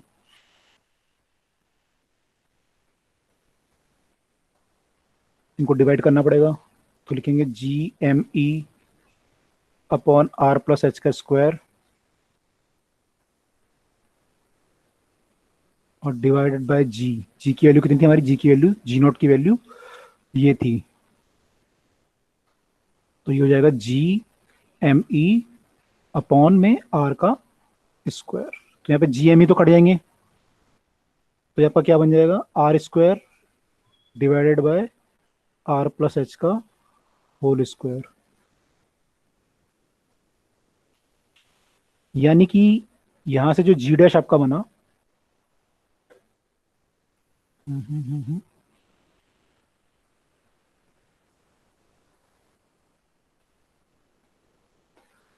जो जी डैश आपका बना वो क्या बना, जी, अच्छा हाइट के साथ जी घटता है, इसका कोई एग्जांपल है आपके पास, कोई Yes, sir. एक्सपीरियंस? कैसे? सर जैसे कि सर अगर हम माउंट एवरेस्ट पे बेसिकली जाएंगे और वहां से अगर हम किसी चीज को फेंकते हैं और हम अगर उसका एस्केलेशन देखेंगे तो सर वो कम आएगा। ओके करेक्ट, ठीक है। और कोई एग्जांपल? और सर वो मतलब ना ये भी एक कंजर्वेटिव फोर्स है और चार्जेस भी एक कंजर्वेटिव, जो उसके बीच में फोर्स लगती है वो भी कंजर्वेटिव फोर्स है। तो उससे भी हम क्या क्या कह सकते हैं कि अगर चार्जेस जितना ज्यादा दूर होंगे उनके बीच की जो फोर्स होगी, फोर्स ऑफ अट्रैक्शन और फोर्स ऑफ रिपल्शन, वो भी कम होती रहेगी। अच्छा ओके ठीक है, चलो इसको एक बार और थोड़ा सा सॉल्व कर लेते हैं। ये आपका आया R square by R plus H का होल स्क्वायर आया, तो मैं इसको ऐसे भी लिख सकता हूँ, इस आर को मैं अपॉन में ले जा सकता हूँ यहाँ पे, तो ये बन जाएगा 1 divided by 1 plus h by R square, यही बनेगा। Yes sir. तो जी डैश हमारा कितना बन जाएगा, जी नॉट अगर मैं यहाँ ले जाऊं 1 प्लस एच बाय आर का पावर -2 लिख सकता हूँ मैं इसे।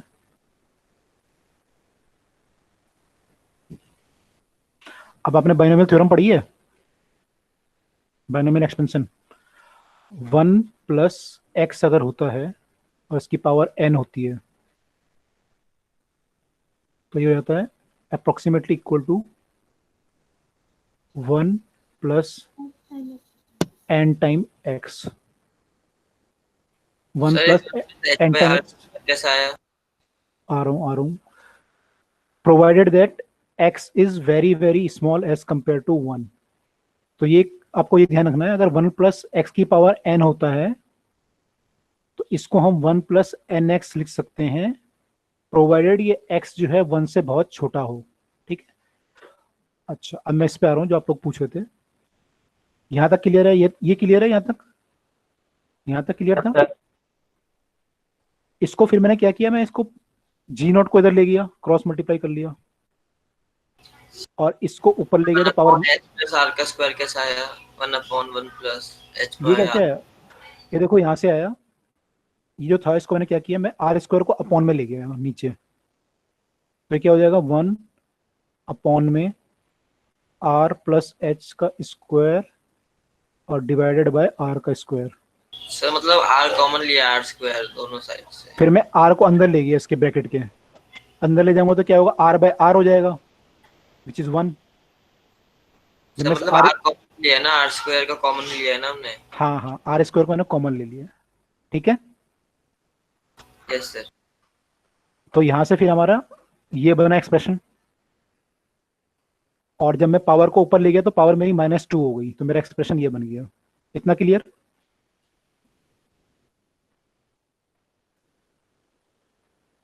ठीक है। Yes sir.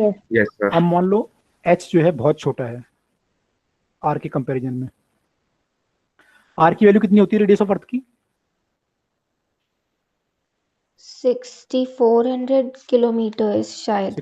64, yes correct, 6400 kilometre होती है अप्रोक्सीमेटली, ठीक है। तो 6400 किलोमीटर है, और कई बार क्वेश्चन में दिया रहता है कि h इज 100 मीटर 200 मीटर, तो मान लो h जो है इसके कंपैरिजन में बहुत छोटा है, ये जो है 6400 किलोमीटर होता है अप्रोक्सीमेटली। तो अगर h मान लो बहुत छोटा है तो जो h बाय आर का रेशो आएगा बहुत छोटा आएगा, ये जो रेशो आएगा बहुत छोटा आएगा, अगर h आर के कंपैरिजन में बहुत छोटा है तो आएगा नहीं आएगा? अगर मान लो h आपका जो है 100 मीटर दे रखा है और h बाय आर का रेशो निकालोगे तो छोटा आएगा कि बड़ा आएगा? ये 100 मीटर है और ये 6400 किलोमीटर है, किलोमीटर मतलब 1000 से और मल्टीप्लाई करना पड़ेगा तब ये मीटर में आएगा। तो बहुत छोटा रेशो आएगा। तो मैं ये वाला फॉर्मूला लगा सकता हूँ, ये वाला। Yes sir. Yes sir. तो क्या बनेगा formula? G dash equal to क्या बनेगा? G naught into 1 minus 2h upon r। Correct. जो n है वो आगे आ जाता है, यहाँ पे पावर मल्टीप्लाई हो जाती है, जैसे 1 प्लस nx हो गया ना यहाँ पे। तो यहाँ पावर कितनी है? -2 है, तो -2 पावर आगे आ जाएगी, तो ये हो जाएगा 1 माइनस 2h अपॉन r। तो जी डैश जो हमारा आया कितना है? G naught 1 minus 2h upon r। ये सबको क्लियर है? Yes sir. अच्छा, इस फॉर्मूले को अगर मैं आगे लिखता तो इस फॉर्मूला मेरा यहाँ से बनता है g dash equal to g naught upon 1 plus h by r का होल स्क्वायर। ये दो फॉर्मूले आपके पास, एक तो ये मान लो नंबर 1 है और ये अब आ गया नंबर 2। इसमें से एग्जैक्ट फॉर्मूला कौन सा है, अप्रोक्सीमेट फॉर्मूला कौन सा है? सर एग्जैक्ट हमारा 1 वाला है और अप्रोक्सीमेट हमारा 2 वाला है। बिल्कुल, ये फर्स्ट वाला जो है एग्जैक्ट है, इसमें मैंने कोई अप्रोक्सीमेशन नहीं लगाया अभी तक। यहां तक तो जो मेरा निकला है बिल्कुल एग्जैक्ट निकला है। यहां मैंने अप्रोक्सीमेशन मान लिया है कि h is very very small. मान लो h स्मॉल ना हो, क्वेश्चन में ऐसा दे दे कि h इक्वल टू 3r है या 4r है या r/2 भी है मान लो, तो तब क्या हम नेगलेक्ट कर सकते हैं उसको, h/r को? No sir. नहीं कर सकते। तो यहाँ पे हमने अप्रोक्सीमेशन मान लिया है कि h is very very small, हमने ऐसे केस मान लिया है। तो ये फॉर्मूला जो है ये अप्रोक्सीमेट फॉर्मूला है। पेपर में दोनों ही यूज करने पड़ते हैं डिपेंडिंग ऑन द कंडीशन। आपको देखना पड़ेगा कि पेपर में दिया क्या हुआ है उसने। अगर उसने बोला कि 100 मीटर की हाइट है, 200 मीटर की हाइट है, 5 किलोमीटर, 10 किलोमीटर, 100 किलोमीटर भी बोल दिया, तब भी आप अप्रोक्सीमेट फॉर्मूला लगा सकते हो। लेकिन अगर उसने बोल दिया कि हाइट जो है वो r/2 है या r/3 है, मैंने r के कंपैरिजन में आ गई हाइट, ये 2r है, 3r है, तब आप कौन सा लगाओगे? ये वाला। ये बात समझ में आई? Yes sir. ओके, तो this is my exact formula, this is my approximate formula. और दोनों ही फॉर्मूले मुझे ये बता रहे हैं कि जी डैश की जो वैल्यू है वो जी नॉट से कम आ रही है, क्योंकि यहाँ पे अपॉन में h/r का स्क्वायर आ रहा है, और यहाँ देखें तो यहाँ पे भी कम आ रही है। तो यानी हाइट के साथ क्या हो रहा है, जी की वैल्यू क्या हो रही है? डिक्रीज हो रही है, घट रही है, डिक्रीज हो रही है, राइट? तो आई थिंक ये सबको क्लियर है, variation of g with height जो है कैसे कैसे वेरी किया। Yes sir. अच्छा, अब इसको देखते हैं हम कि ये डेप्थ के साथ कैसे वेरी करेगा। तो डेप्थ में थोड़ा सा क्या हो जाएगा, बस फर्क क्या पड़ जाएगा डेप्थ में, फॉर्मूले में क्या फर्क पड़ेगा बताओ डेप्थ में? सर वहां पर r माइनस एक्स का स्क्वायर आ जाएगा नीचे, मतलब सर माइनस 2h में r की जगह 1 प्लस 2h बाय r होगा। हाँ नहीं, बेसिकली डेरिवेशन में फर्क क्या पड़ेगा? डेरिवेशन में फर्क ये पड़ेगा बेसिकली कि आप अभी क्या कर रहे थे, आप हाइट ऊपर जा रहे थे, यहाँ से सरफेस से आप ऊपर जा रहे थे, है ना? सर हाइट की जगह डेप्थ आ जाएगा बस। डेप्थ आएगा, लेकिन अब क्या होगा, जैसे अभी जो है ये पूरा जब आप इस पे फोर्स निकाल रहे थे इस बॉडी पे, तो अर्थ का पूरा मास इस पे फोर्स लगा रहा था, तो आप हर जगह एम ई ले रहे थे। लेकिन जब आप डेप्थ में जाओगे तो फिर क्या हो जाएगा, जो उसके अंदर का इफेक्टिव मास होगा, जो कोर का मास होगा, अभी हमने पढ़ा था ना, कोर जो उसके अंदर बनेगी केवल वो कोर फोर्स लगाएगी। जब आप मान लो यहाँ पे डेप्थ में जाओगे नीचे, मान लो आप यहाँ तक डेप्थ में चले गए, ये डी डेप्थ है सपोज, तो अब जो फोर्स लगेगा वो केवल कितने मास के कारण लगेगा? इतने मास के कारण। इसके बाहर का जो मास होगा वो इस पे फोर्स नहीं लगाएगा, उसका फोर्स 0 होगा। याद आई बात सबको, ये जो हमने थोड़ी देर पहले भी करा था? Yes sir. तो हम केवल Yes, हम जो लेंगे वो मास क्या लेंगे, मास इफेक्टिव लेंगे। इफेक्टिव मास मतलब ये अंदर वाला मास। तो अब क्या होगा, हमारा डेप्थ के साथ साथ डिस्टेंस भी चेंज होगा और क्या होगा, मास भी चेंज होगा। इस क्वेश्चन में क्या हो रहा था, यहाँ पे मास चेंज नहीं हो रहा था, मास सेम था, क्योंकि आप अर्थ के बाहर थे, तो मास तो सेम था आपका हर जगह पे, केवल डिस्टेंस आपका चेंज हो रहा था। यहाँ पे r² लिखा आपने और यहाँ पे r प्लस h का स्क्वायर कर दिया आपने। लेकिन इस केस में क्या होगा, विद डेप्थ के साथ दोनों चीजें mass and height. Mass and distance, हाँ दोनों वेरी करेंगे, ठीक है। तो वेरिएशन विद डेप्थ में जो है दोनों चीजें वेरी करेगी।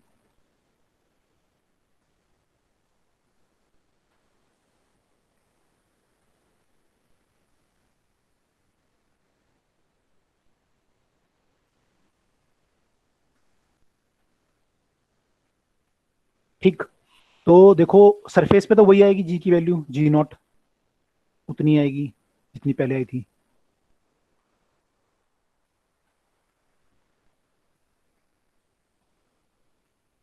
अब हमें जी डैश निकालना है, ठीक है। जी डैश यानी कि इस डेप्थ पे, मान लो डी डैश पे वैल्यू निकालनी है। तो क्या लिखूंगा यहाँ पे, जी इंटू क्या लिखूं, एम इफेक्टिव लिखूंगा, यस सर। और अपॉन में क्या लिखूंगा, आर माइनस डी का, सही बोल लो, क्या बोल रहे हो, आर माइनस डी का whole square. R minus d का होल स्क्वायर।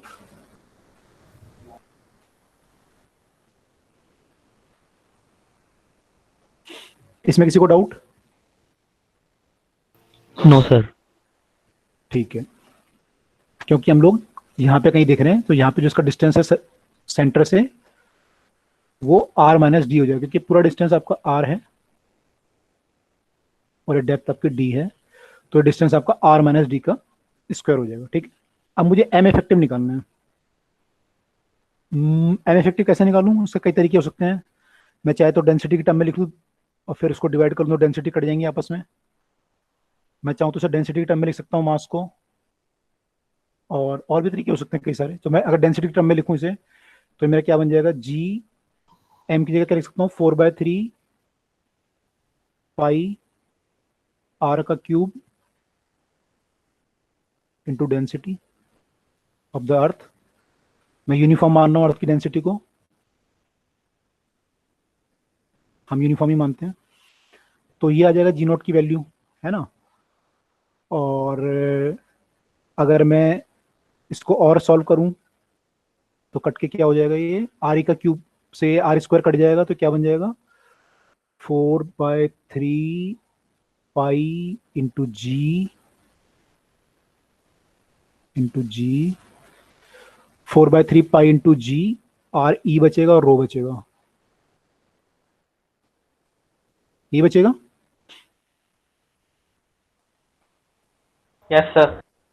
ठीक है, अच्छा यहाँ पे क्या लिखूं फिर मैं, एम इफेक्टिव की जगह क्या लिखूं,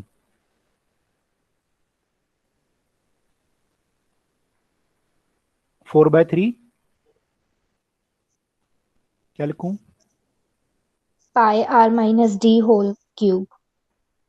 करेक्ट। मैं इस वाले स्फीयर का वॉल्यूम लिख रहा हूँ ना, जो स्फीयर जिसका मास मुझे चाहिए, तो इसका वॉल्यूम 4/3 पाई आर क्यूब होगा, इनटू डेंसिटी तो सेम रहेगी, तो मैं इसको रो लिख देता हूँ। तो ये भी कितना हो गया, कट के 4/3 पाई और जी बचेगा, I think R minus d बचेगा और रो बचेगा। अब मैं दोनों को डिवाइड कर देता हूँ, मैं लिखता हूँ जी डैश बाय जी। तो जी डैश बाय जी लिखूंगा तो क्या आ जाएगा, जी डैश जो मेरा आया था कितना था, 4/3 pi g r minus d into rho, और जी ए मेरा आया था, जो जी नॉट बोला था मैं, वो था यहाँ से 4/3 पाई, ये है ना मेरे यहाँ पे, ये जी आर ई इंटू रो, क्या हुआ यहाँ पे, सारा कट जाएगा मेरे ख्याल से, 4/3 पाई जी रो सब कट जाएगा, क्या बचेगा, R minus d by R, जिसको मैं और सॉल्व करूंगा लिख सकता हूँ 1 माइनस डी बाय आर, और जी डैश मेरा यहाँ से आ गया g naught 1 minus d by r. ये डेरिवेशन क्लियर है सबको? Yes sir. Yes sir. ये एग्जैक्ट है या अप्रोक्सीमेट है? सर एग्जैक्ट है। करेक्ट, मैंने यहाँ पे कहीं अप्रोक्सीमेशन का यूज नहीं किया, तो ये एग्जैक्ट है, ठीक है। वहां पे जब मैंने हाइट का किया था तो मेरे को अप्रोक्सीमेशन का यूज करना पड़ा था, ऐसा सिंपल फॉर्म में लाने के लिए मुझे यूज करना पड़ा था यहाँ पे। तो ये जो था this was my approximate formula, ठीक है। लेकिन यहाँ पे मुझे कोई यूज नहीं करना पड़ा, मैंने अभी तक कोई कुछ यूज नहीं किया यहाँ पे, सॉरी। ये तो ये जो है बिल्कुल जो सिंपल फॉर्मूला आपका आ रहा है ये एग्जैक्ट फॉर्मूला है। यहाँ पे आप कितनी भी डेप्थ के लिए इसको यूज कर सकते हैं, यहाँ पे कोई रिस्ट्रिक्शन नहीं है कि डी आपकी 100 मीटर होनी चाहिए या 50 मीटर होनी चाहिए, you can use it anywhere. अच्छा मान लो डी इक्वल टू आर हो गया तो फिर 0 आ जाएगा, तो जी डैश हमारा 0 आ जाएगा, आ जाएगा नहीं आ जाएगा, d equal to R put करूंगा तो 1 हो जाएगा, 1 - 1 0। तो यानी कि सेंटर पे जी की वैल्यू कितनी होती है अर्थ के सेंटर पे? 0।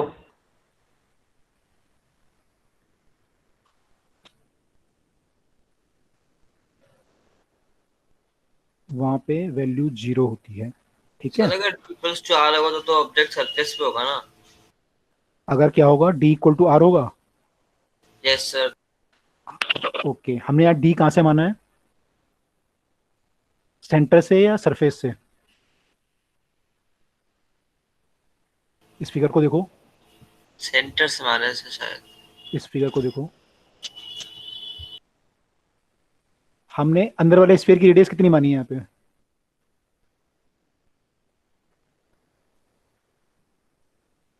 कितनी मानी है, डी मानी है या आर माइनस डी मानी है, क्या मानी है?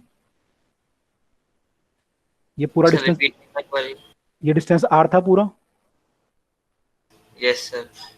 और यहां से हमने ये डेप्थ को डी माना था, इस डेप्थ को, इसको डी माना था ना हमने। Yes sir. तो इस वाले स्फीयर की रेडियस कितनी होगी, इस वाले स्फीयर की अगर मैं रेडियस लिखूं तो कितनी आएगी? ये आएगी, आर माइनस जी होगा। ये आएगी ना। Yes sir. तो हमने क्या माना, देखो ये तो माना हमने यहाँ पे आर माइनस डी मानी है ना, यानी कि हमने डी कहाँ से माना होगा, सरफेस से माना होगा।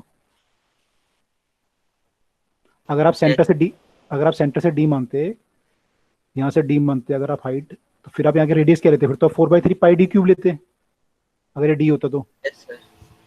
तो आप ऐसे लिखते ना 4/3 pi r d cube, sorry pi d cube, ऐसे कुछ करके लिखते आप, ऐसा थोड़ी लिखा आपने। ओके सर समझ आ गया। हमने ये लिखा है, ठीक है। तो डी जो है डेप्थ है from the surface, clear? Yes sir. Okay जी, तो ये सबको क्लियर होगा। सेंटर पे जो है जी की वैल्यू 0 होती है, ठीक? Yes sir. ओके, तो इसमें जो क्वेश्चन आपको आएगा ना वो देखो कुछ भी पूछ सकता है, वो तो या तो जी की वैल्यू पूछ सकता है, अभी क्वेश्चन करेंगे भी हम लोग आगे, या फिर परसेंटेज चेंज इन जी पूछेगा, कितना परसेंटेज चेंज हुआ। परसेंटेज चेंज अगर पूछेगा तो क्या करोगे, g dash minus g naught by g naught into 100, percentage change हो गया, यही होगा ना। Delta g by original value, फिर जी में कितना चेंज हुआ और ओरिजिनल वैल्यू कितनी थी, परसेंटेज चेंज यही तो होगा, इंटू 100 कर देंगे। तो कुछ ऐसा कुछ पूछेगा आपसे क्वेश्चंस में, जो मैंने कंपटीशन के क्वेश्चन होंगे या आपके बोर्ड के क्वेश्चन होंगे या स्कूल के क्वेश्चन होंगे, उनमें ऐसा कुछ पूछ सकता है। ये दोनों केस में है, हाइट वाले में पूछ सकता है ऐसे सेम चीज। Okay, yes sir. Yes sir. तो ये दोनों डेरिवेशन क्लियर हो गए, पेपर में पूछे जा सकते हैं आपके, विद हाइट और विद डेप्थ। विद हाइट भी पूछ सकता है और विद डेप्थ भी पूछ सकता है। ओके सर यस, सर वो डेरिवेशन तभी वैलिड होगी ना जब मास यूनिफॉर्म होगा। यस, ये जो हमने सारा डेरिवेशन किया है हमने मास को यूनिफॉर्म मान के किया है। अर्थ में वैसे होता नहीं ना यूनिफॉर्म,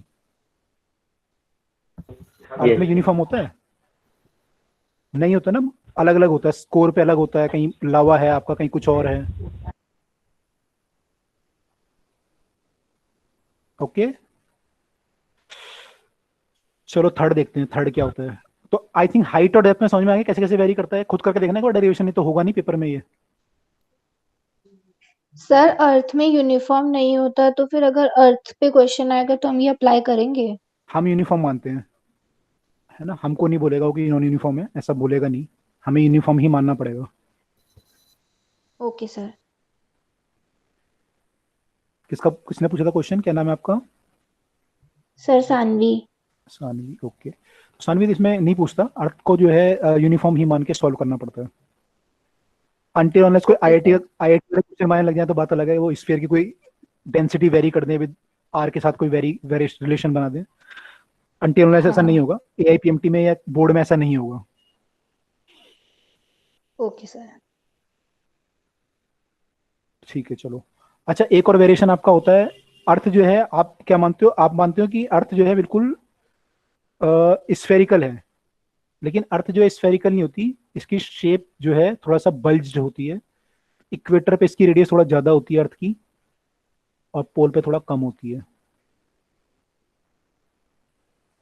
तो ये जो रेडियस होती है आपकी इक्वेटर पे और ये पोल पे, इनमें थोड़ा फर्क होता है, ये दोनों बराबर नहीं होती। आप लोग बराबर मानते हो ना, आप लोग तो परफेक्टिकल स्फीयर मानते हो, है ना? यस सर, कोर्स में यही है।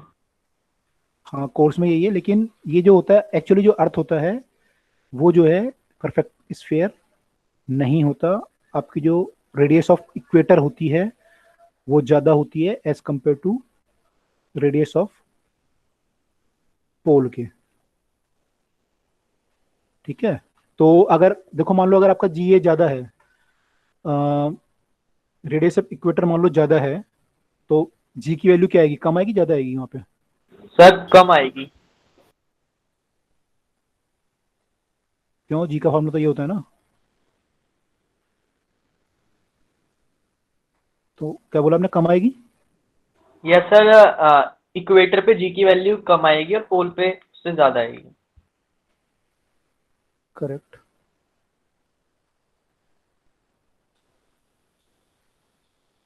लगभग फॉर्मूला ये बनेगा। ठीक है, तो अगर आपका आर इक्वेटर आर पोल से ज्यादा है, ये वैल्यू अगर ज्यादा है, इनमें जो फर्क होता है लगभग 21 किलोमीटर का फर्क होता है। आर जो इक्वेटर होती है वो 21 किलोमीटर ज्यादा होती है आर पोल के मुकाबले। तो अगर ऐसा कुछ है तो ये आपकी आर इक्वेटर ज्यादा है, तो यानी कि जी क्या हो जाएगा, ये इक्वेटर वाला कम हो जाएगा एज कंपेयर टू जी पोल के। क्लियर? Yes sir. तो ये था आपका effect of the shape of the अर्थ। तुमने 3 इफेक्ट देख लिए, डेप्थ, हाइट और शेप।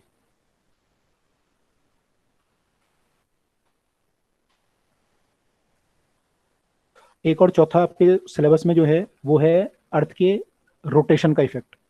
अर्थ जो रोटेट भी कर रही है अपने एक्सिस के अबाउट,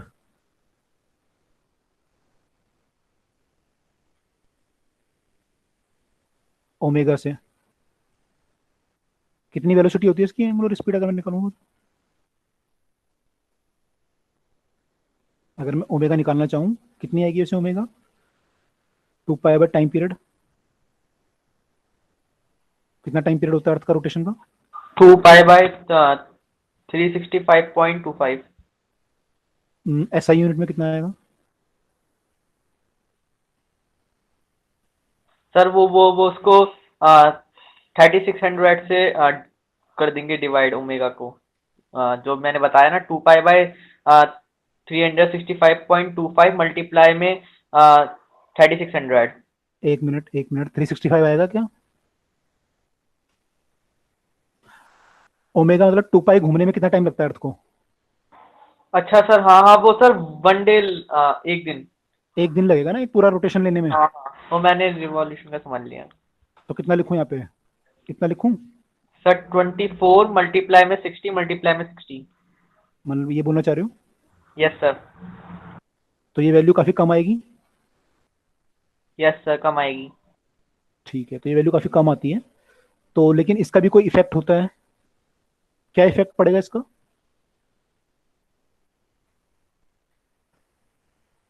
जी की वैल्यू बढ़ेगी या घटेगी? इफेक्टिव जी जो होगा, मान लो आप यहाँ पे खड़े हो,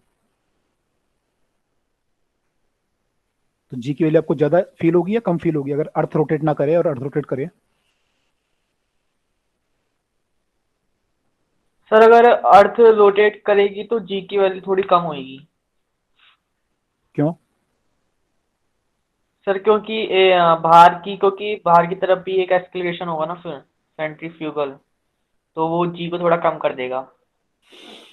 करेक्ट। ये जो बॉडी है ये इस सर्कल में मूव कर रही है, जो सर्कल मैंने डॉटेड बनाया है। जब अर्थ रोटेट कर रही है तो ये बॉडी सर्कल में मूव करेगी, इस पे एक सेंट्रीफ्यूगल फोर्स काम करेगा बाहर को। इसकी वैल्यू कितनी होगी? सेंट्रीफ्यूगल फोर्स की वैल्यू कितनी होती है? मान लो ये रेडियस मेरी स्मॉल आर है। M omega square are.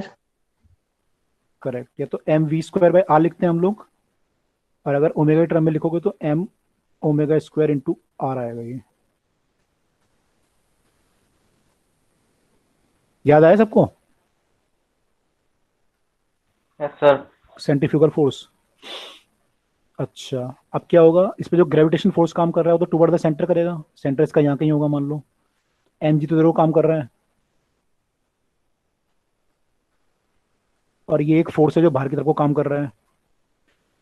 तो ये इन दोनों का जो रिजल्टेंट होगा वो इफेक्टिव फोर्स होगा। इस पे, इस बॉडी पे दो फोर्स काम कर रहे हैं, एक तो टुवर्ड द सेंटर और एक अवे फ्रॉम दिस। इन दोनों का रिजल्टेंट जो होगा वो इफेक्टिव फोर्स होगा। सब लोग मानते हैं ये? Yes sir. दो फोर्स का रिजल्टेंट निकालने का फॉर्मूला क्या होता है? अगर मेरे को दो फोर्स पता है F1 F2 और दोनों के बीच का एंगल पता है। सर अंडर रूट में F1 square plus F2 square plus 2 F1 F2 cos theta. Correct. आपने वेक्टर में पढ़ा होगा formula? Yes yes sir. Sir. Correct. तो वही फॉर्मूला सेम यहाँ पे भी एप्लीकेबल होगा। कैसे एप्लीकेबल होगा? थोड़ा सा फिगर को दोबारा से एक बार बना के देख लेते हैं कैसे एप्लीकेबल होगा। अभी तक देखो, पहले मैं लिख लेता हूँ यहाँ पे।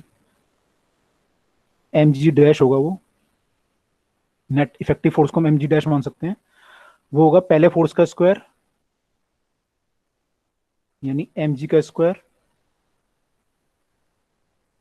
प्लस दूसरा फोर्स वो कितना है आपका, एम ओमेगा स्क्वायर आर। अभी आपने बताया मुझे,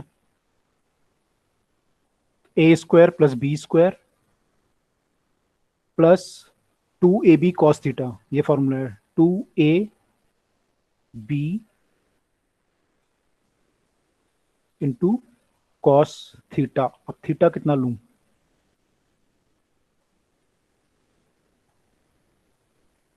है ना, तो दोनों फोर्स के बीच का एंगल कितना होगा? वो ये एंगल होगा। करेक्ट। Yes sir. अब देखो यहाँ पे जो हम फोर्स की बात कर रहे हैं वो हम लैटिट्यूड के हिसाब से करते हैं। लैटिट्यूड मतलब ये आपका स्फीयर है, इस पॉइंट का लैटिट्यूड कितना है? लैटिट्यूड मतलब सेंटर से, और ये इक्वेटर है मान लो, तो ये पॉइंट का ये जो एंगल है यहाँ से, ये एंगल कितना है? इसको हम बोलते हैं लैटिट्यूड, यानी लैम्डा बोलते हैं। इस पॉइंट का लैम्डा कितना है? ठीक है। तो अगर मान लो पॉइंट इक्वेटर पे होता तो लैम्डा कितना होता? सर 0। जीरो। अब पोल पे होता तो? सर 90।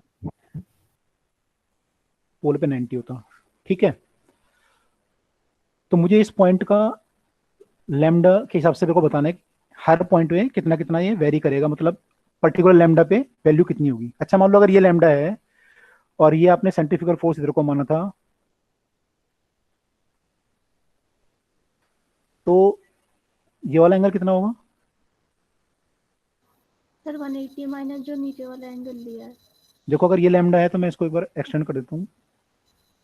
ये अगर लैम्डा है तो ये भी लैम्डा होगा। Yes sir. क्योंकि पैरेलल लाइन है दोनों, ये इक्वेटर है, तो अगर ये लैम्डा है तो ये भी लैम्डा होगा आपका। तो ये वाला एंगल कितना हो जाएगा? थीटा होगा। 180 माइनस लैम्डा। क्लियर नहीं हुआ? सर जो आपने स्क्वायर रूट में लिखा है एम ओमेगा स्क्वायर की बात के लिखा है। एम ओमेगा स्क्वायर यहाँ पे अभी तो कंप्लीट नहीं किया इसे, एम ओमेगा स्क्वायर आर लिखा है मैंने तो अभी, 1 बाय 1, एक मिनट रुको है। ये पूछ रहे हो आप यहाँ पे? Yes sir. और सर इसके पहले वाले में भी m omega square by r नहीं होगा, डिवाइडेड बाय आर? क्यों बाय आर क्यों होगा? मैं वी स्क्वायर ये वाली फॉर्म थोड़ी लिख रहा हूँ, मैं तो ये लिख रहा हूँ ना, मैं वी स्क्वायर की फॉर्म में लिख रहा हूँ ना, ओमेगा की फॉर्म में लिख रहा हूँ मैं तो। फॉर्मूला क्या है मेरा? A square plus b square plus 2ab cos theta.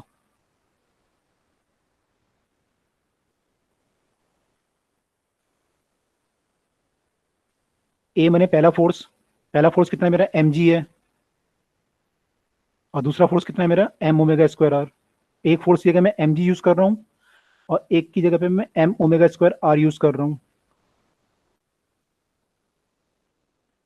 Sir ये एम ओमेगा स्क्वायर आर कहाँ से आया? सेंट्रीफ्यूगल फोर्स था ना, सेंट्रीफ्यूगल फोर्स कितना होता है वैल्यू? यही तो होता है, mv स्क्वायर बाय आर होता है या तो। जैसे m v square by r तो पता है, एम ओमेगा स्क्वायर आर कैसे? अच्छा, बड़ा आसान है, v equal to omega r put कर दो तो क्या हो जाएगा? ये ओमेगा स्क्वायर आर स्क्वायर हो जाएगा, एक आर कट जाएगा, आ जाएगा नहीं आ जाएगा? ये यस सर ओके। सिंपल है तो। अच्छा, आप कुछ पूछ रहे थे, कोई एक क्या पूछ रहे थे? कोई बच्चा कोई क्वेश्चन पूछ रहा था, इसको दोबारा बना देते हैं एक बार फिगर को। यही पूछ रहे थे, फिगर नहीं समझ में आ रहा था?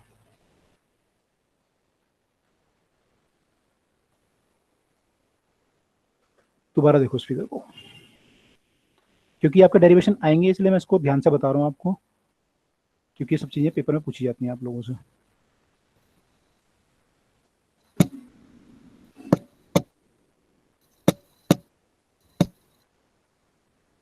ये आपका अर्थ है, ये इक्वेटर मान लो, और यहाँ पे पॉइंट है, और इससे सेंटर से जब आप जोड़ रहे हो तो ये लैटिट्यूड इसका जो है वो लैम्डा है, ठीक है। और आपका जो mg फोर्स है वो इधर को काम कर रहा था toward the centre of the अर्थ, और सेंट्रीफ्यूगल फोर्स इधर को काम कर रहा था, m ओमेगा स्क्वायर आर, ठीक है। r कौन सा रेडियस है? इसका रेडियस जिसमें घूम रहा है, इस सर्कल में घूम रहा है, तो ये इसका रेडियस है r। क्लियर?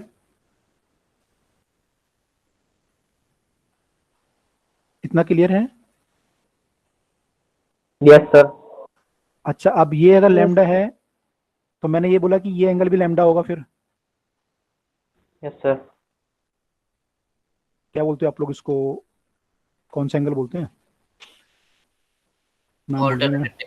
अल्टरनेट एंगल बोलते हैं।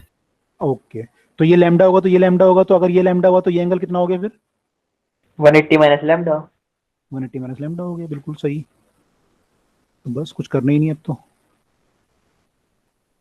अब कुछ करना नहीं। यहाँ पे मैं एंगल चाहिए था तो कॉस कितना लिख दूंगा मैं? 180 माइनस लैम्डा। अब मेरा फॉर्मूला कंप्लीट हो गया, a square plus b square plus 2ab cos theta. अब ये मेरा फॉर्मूला कंप्लीट हो गया। कॉस 180 माइनस थीटा कितना होता है? Minus cos theta. Minus cos theta.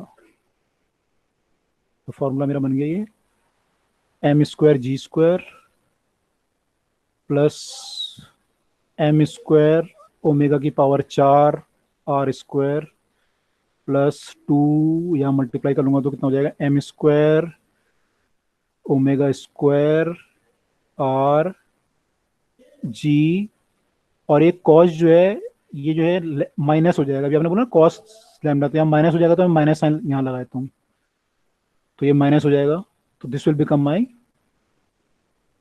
Formula. ये किसके बराबर है? एम जी डैश के बराबर है। अब मैं चाहूँ तो यहाँ से m बाहर ले सकता हूँ, एम स्क्वायर पूरा बाहर ले सकता हूँ, क्योंकि यहाँ भी एम स्क्वायर है, यहाँ भी एम स्क्वायर है, यहाँ भी एम स्क्वायर है। m बाहर आएगा तो इससे m कट जाएगा, आपका फॉर्मूला जो बनेगा। यहाँ तक क्लियर है सबको? इतना क्लियर हुआ? Yes sir. Yes sir. Paper में कर लोगे? हाँ सर कर लेंगे। Yes sir. लेकिन तब कर पाओगे जब एक दो बार खुद प्रैक्टिस करोगे, ठीक है। अच्छा, यहाँ पे एम कट जाएगा आपका सारा, तो जी डैश आपका जो आ जाएगा फाइनली वो आ जाएगा रूट ऑफ, क्या बचेगा, एक तो जी स्क्वायर बच जाएगा ये वाला, और इधर से एम स्क्वायर बाहर चला जाएगा, ओमेगा की पावर 4 आर स्क्वायर बचेगा, ओमेगा की पावर 4 आर स्क्वायर बचेगा, और माइनस में ये बचेगा 2 टाइम्स एम स्क्वायर चला गया, तो 2 omega square r into cos lambda बचेगा, है ना। तो ये आपका जो बनेगा वो बन जाएगा आपका -2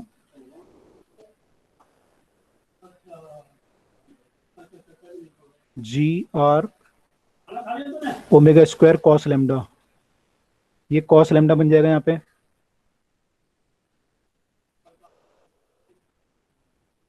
इज इट क्लियर इतना सबको? यही बचेगा यहाँ पे, ठीक है। अब देखो यहाँ पे क्या होगा, अगर ये आप इसकी वैल्यू निकालोगे ना, ओमेगा आर स्क्वायर की वैल्यू सॉल्व करके, तो एक काफी छोटी वैल्यू आती है। अगर आप यहाँ आर स्क्वायर से मल्टीप्लाई करके निकालोगे इसकी वैल्यू, ओमेगा की पावर 4 निकालोगे तो बहुत छोटी हो जाएगी वैल्यू ये, तो ये वैल्यू बहुत छोटी आती है, ये वैल्यू जो आपकी काफी काफी काफी छोटी आएगी। तो इसको हम नेगलेक्ट कर सकते हैं इस बाकी वैल्यू के कंपैरिजन में। तो we can write g dash equal to root of g square minus 2g r omega square cos lambda, ये अप्रोक्सीमेट हमने इतना लिख लिया, ठीक है।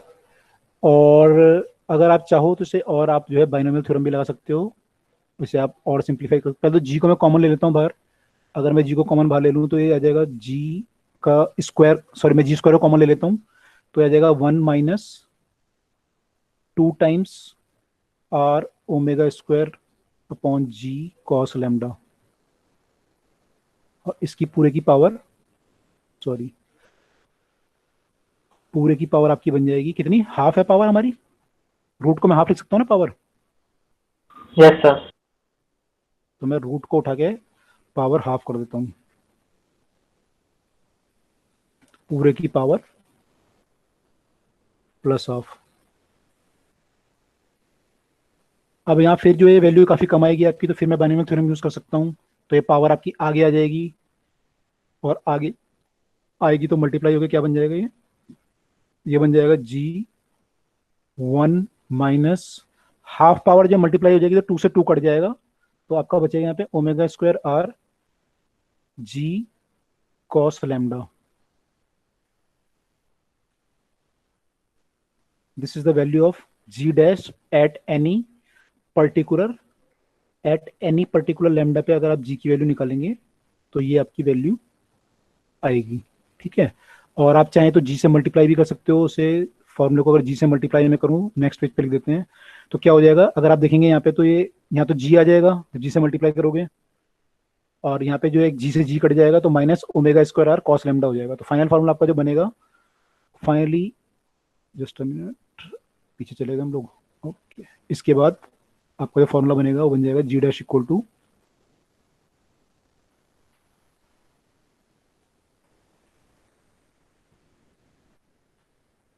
जी माइनस आर ओमेगा स्क्वायर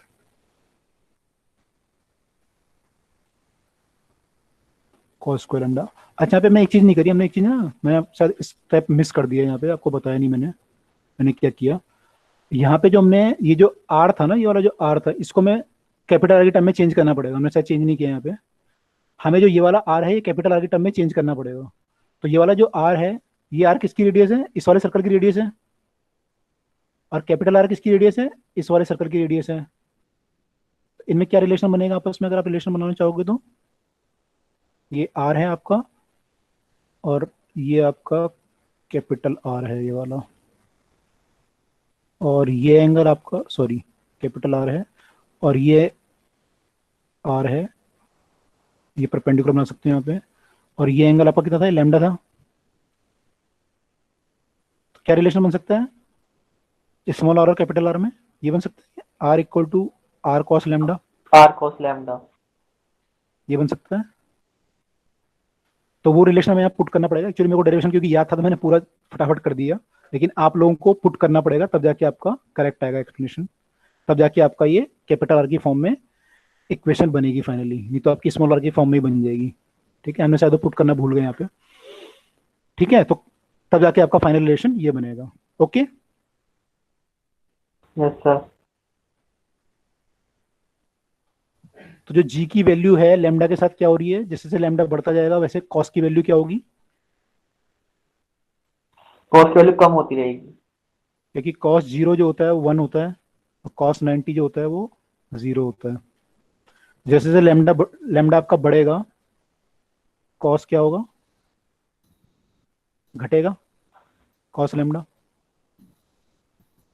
भाई लैम्डा अगर बढ़ रहा है 0 से 90 हो रहा है तो कॉस लैम्डा 1 से 0 हो रहा है, कॉस लैम्डा की वैल्यू घटेगी तो जी डैश की वैल्यू क्या होगी? बढ़ेगी, बढ़ेगी। यानी जी कहाँ पे ज्यादा होगा, पोल पे इक्वेटर पे? पोल पे।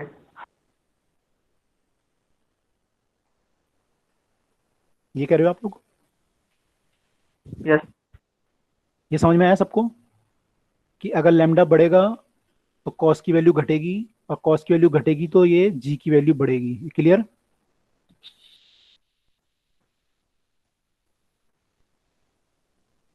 क्लियर हुआ? Yes. अच्छा, सेम चीज आपकी यहां भी आई थी जब उन्हें बल्जिंग देखी थी। बल्जिंग में भी कहाँ ज्यादा आया था? पोल पर ज्यादा है। और यहाँ भी पोल पे ज्यादा है। Yes sir. यानी कि दोनों का इफेक्ट क्या है? सेम इफेक्ट आ रहा है। पोल पे आपका जी की वैल्यू ज्यादा होती है एज कंपेयर टू इक्वेटर के। क्लियर? Yes sir. अच्छा, अब एक इंटरेस्टिंग बात देखो, आपकी जो इंडिया की पोजीशन है इक्वेटर पे, अगर देखूं मैं, सॉरी मैप उस पर देखूं ग्लोब पे, इंडिया यहाँ कहीं है मेरे ख्याल से, इक्वेटर से थोड़ा ऊपर है ना?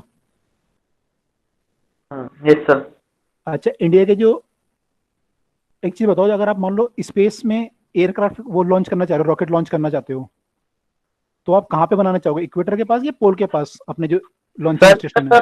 इक्वेटर के पास, क्योंकि वहाँ पे जी कम होगा, काफी होगा कम, तो फ्यूल भी कम लगेगा ऊपर की ओर ले जाने के लिए। Correct correct. तो आपके जो सारे जो आपके देखेंगे स्टेशन है वो कहाँ पे है? नीचे श्रीहरिकोटा या आपके जो श्री धवन जो स्पेस स्टेशन सारे आपके नीचे की तरफ, साउथ की तरफ है ना, आंध्र प्रदेश से तमिलनाडु की साइड है। कश्मीर की तरफ, कश्मीर की तरफ नहीं है, दिल्ली की तरफ नहीं है आपके लॉन्चिंग स्टेशन। अब समझ में आया नीचे क्यों बनाया हमने? Yes sir, yes sir. क्योंकि यहाँ पे जी की वैल्यू वहां पे कम है। अगर जी की वैल्यू कम है तो आपको उसको लॉन्च करने में फ्यूल वगैरह कम यूज होगा। Clear? Clear sir. Yes sir. अच्छा, मान लो अगर मुझे लॉन्च करना है तो मैं अर्थ के रोटेशन के डायरेक्शन में लॉन्च करूंगा या अपोजिट लॉन्च करना चाहूंगा? मान लो अर्थ इधर रोटेट कर रही है मेरी, सर ऐसे लॉन्च करूं या अपोजिट लॉन्च करूं?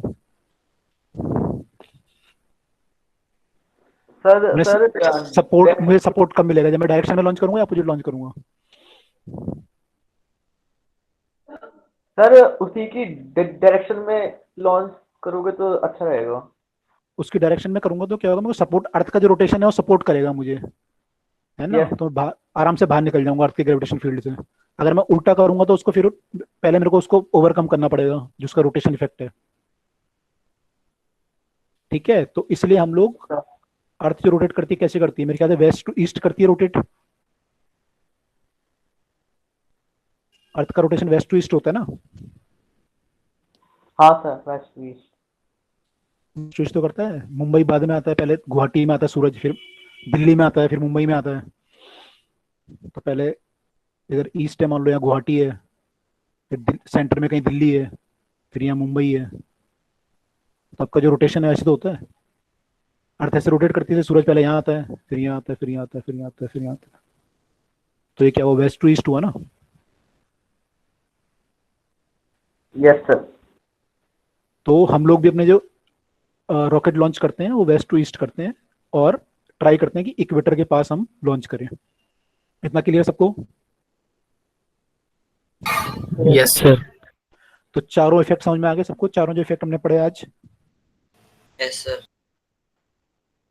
ओके, तो कल इसके हम फिर क्वेश्चन देख लेते हैं, आज यहीं पे इसको वो करते हैं। यस यस बोलो सर। सर ये जी नॉट जो है वो जो सेंट्रीफ्यूगल फोर्स है अर्थ का, वो माइनस अर्थ का फोर्स है। हाँ, ये जी डैश जो है, जो इफेक्टिव Yes, जी sir. उस पे लग रहा है वो Yes, sir. जी नॉट, अगर मतलब सेंट्रीफ्यूगल फोर्स को ना मानते हैं तो उस पे जो लग रहा होता फोर्स वो जो है जी नॉट लग रहा होता मान लो, लेकिन अर्थ के रोटेशन के कारण उस पे इतना फोर्स एक्स्ट्रा लगने लग गया, जिसने कि जी की वैल्यू क्या कर दी, कम कर दी, जी डैश की वैल्यू। ओके ठीक है, तो आज के जो चारों इफेक्ट एक बार दोबारा देख लेते हैं, क्या क्या इफेक्ट हमने पढ़े। पहले तो हमने न्यूटन लॉ ऑफ ग्रेविटेशन पढ़ा, इसके हमने देखा कि क्या क्या इसकी प्रॉपर्टी क्या क्या है और न्यूटन लॉ बोलता क्या है, किसके लिए वैलिड है। ठीक है, फिर हमने पढ़ा कंजर्वेटिव होता है, इनवर्स स्क्वायर लॉ फॉलो करता है, सेंट्रल फोर्स होता है, मीडियम के इंडिपेंडेंट होता है, थर्ड लॉ को फॉलो करता है। फिर हमने थोड़ा शेल वाला समझा, कंजर्वेटिव नॉन कंजर्वेटिव समझने की कोशिश करी। यहाँ पे किसी बच्चे ने पूछा था कंजर्वेटिव क्या होता है, नॉन कंजर्वेटिव क्या होता है, तो हमने दोनों में डिफरेंस समझा और हमने समझा जो पोटेंशियल एनर्जी है वो नॉन कंजर्वेटिव फोर्स के लिए डिफाइन नहीं हो सकती, केवल कंजर्वेटिव फोर्स के लिए डिफाइन हो सकती है। फिर हमने इफेक्ट पढ़ा शेल का कि अगर सॉलिड के अंदर कोई बॉडी रखी हुई है तो इस पे जो फोर्स लगेगा वो केवल अंदर वाले मास के कारण लगेगा, तो हम उसी का इफेक्टिव मास लेंगे। फिर हमने इफेक्ट देखे, पहले हमने जी की वैल्यू देखी, जी की वैल्यू कैसे निकालते हैं, तुमने वैल्यू ऑफ जी निकाली, ये हम वैल्यू ऑफ जी बोल सकते हैं, small g acceleration due to gravity. तो ये निकालने के लिए हमने पहले फोर्स न्यूटन लॉ लिखा, दो न्यूटन लॉ के फॉर्मूले लिखे, उनको कंपेयर किया, तो हमारा जो acceleration due to gravity a आया वो G M E by R square आया। फिर हमने देखा कि अब ये अगर आर वेरी करे या एम ई वेरी करे तो जी की वैल्यू कैसे वेरी करेगी। तो फिर हम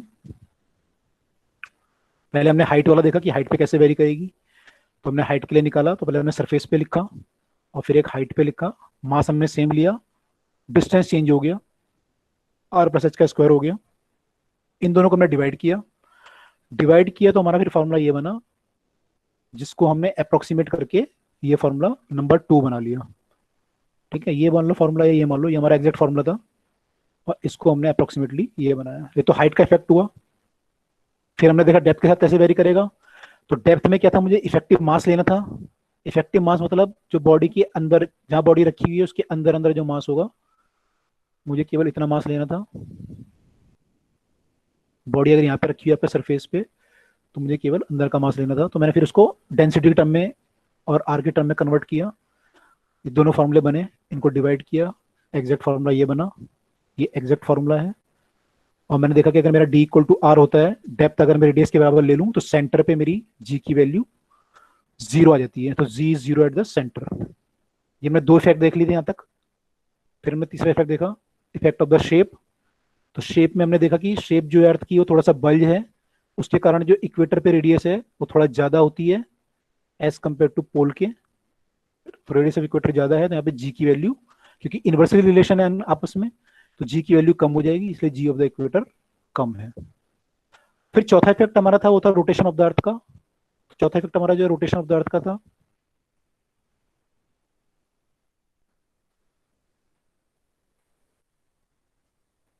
ये करने के लिए हमने सर्कल ये बनाया एक और सेंट्रीफ्यूगल फोर्स लिया, सेंट्रीफ्यूगल फोर्स को फिर हमने वेक्टर की तरह ऐड किया और वेक्टर की तरह ऐड करने के बाद हमने अप्रोक्सीमेशन वगैरह लगाया, तो हमारा फाइनली जो है जी डैश की जो वैल्यू आई वो इतनी आ गई, g naught r minus omega square cos square lambda आ जाएगी फाइनली। तो ये हमने देखा सर, एक मिनट उसमें कंप्लीट कर लूं। और फिर हमने देखा कि हमारा जो कॉस जो वेरी करता है, लैम्डा जो वेरी करता है 0 से 90 अगर वेरी करेगा तो कॉस हमारा घटेगा, कॉस अगर घटेगा तो जी बढ़ेगा, यानी पोल पे जी की वैल्यू ज्यादा होगी एज कंपेयर टू इक्वेटर की। तो वही कंक्लूजन निकला जो पहले निकला था। This was the conclusion. Yes, अब पूछिए। सर जो ये जी डैश का फॉर्मूला निकला, ये सारे लैम्डा और जितनी भी वैल्यूज होंगी हमें सारी वैल्यूज मतलब गिवन होंगी, या फिर हमें पूरा फॉर्मूला डिराइव करना पड़ेगा जैसे अभी पीछे करा है? पूरा ड्राइव करना पड़ेगा। वहाँ पे ना तो लैम्डा दिया होगा कहाँ से लैम्डा है, ना आपको स्मॉल आर दिया होगा, ना कैपिटल आर दिया होगा। सब आपको खुद मानना पड़ेगा। ये स्मॉल आर है, कैपिटल आर है, ये लैम्डा है, सब खुद मानना पड़ेगा। इसलिए मैं कह रहा हूँ कि एक बार ड्राइव जरूर करना। क्लियर? हाँ जी बोलिए, क्या बोल रहे हैं?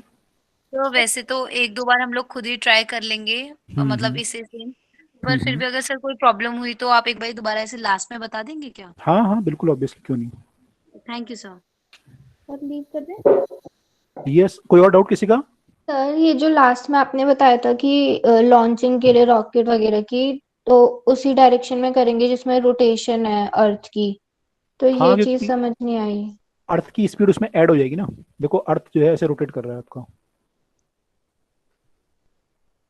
मान लो अर्थ ऐसे रोटेट कर रहा है और रॉकेट भी आपने ऐसे ही छोड़ा, तो जो अर्थ की स्पीड होगी, इससे अर्थ सरफेस पे रखा हुआ था, ये रॉकेट यहाँ पे सरफेस पे रखा हुआ था मान लो, तो ये स्पीड रॉकेट की स्पीड में ऐड हो जाएगी, तो रॉकेट तेजी से जाएगा फिर आगे। लेकिन मान लो आपने उल्टा ऐसे प्रोजेक्ट किया, मान लो अर्थ तो घूम रहा है ऐसे, आपने प्रोजेक्ट किया रॉकेट को इधर को ऐसे, तो अब क्या होगा, इसकी रॉकेट की जो स्पीड होगी उसमें ये माइनस हो जाएगी स्पीड, जो इसकी यहाँ पे स्पीड अर्थ की रही होगी सरफेस पे, तो वो स्पीड आपकी माइनस हो जाएगी, तो रॉकेट की स्पीड कम हो जाएगी। तो इसको फिर लॉन्च करने के लिए ज़्यादा फ्यूल चाहिए आपको। यहाँ पे ऐड हो रही थी स्पीड दोनों, मान लो अर्थ के कारण कोई तो सर ये ऐड और माइनस क्यों हो रही है वैसे? ऐड और माइनस क्यों हो रही है, देखो जब रॉकेट सरफेस पे रखा हुआ था तो रॉकेट की स्पीड कितनी थी, अगर मैं स्पेस के रिस्पेक्ट में देखूं तो रॉकेट की स्पीड कितनी होगी?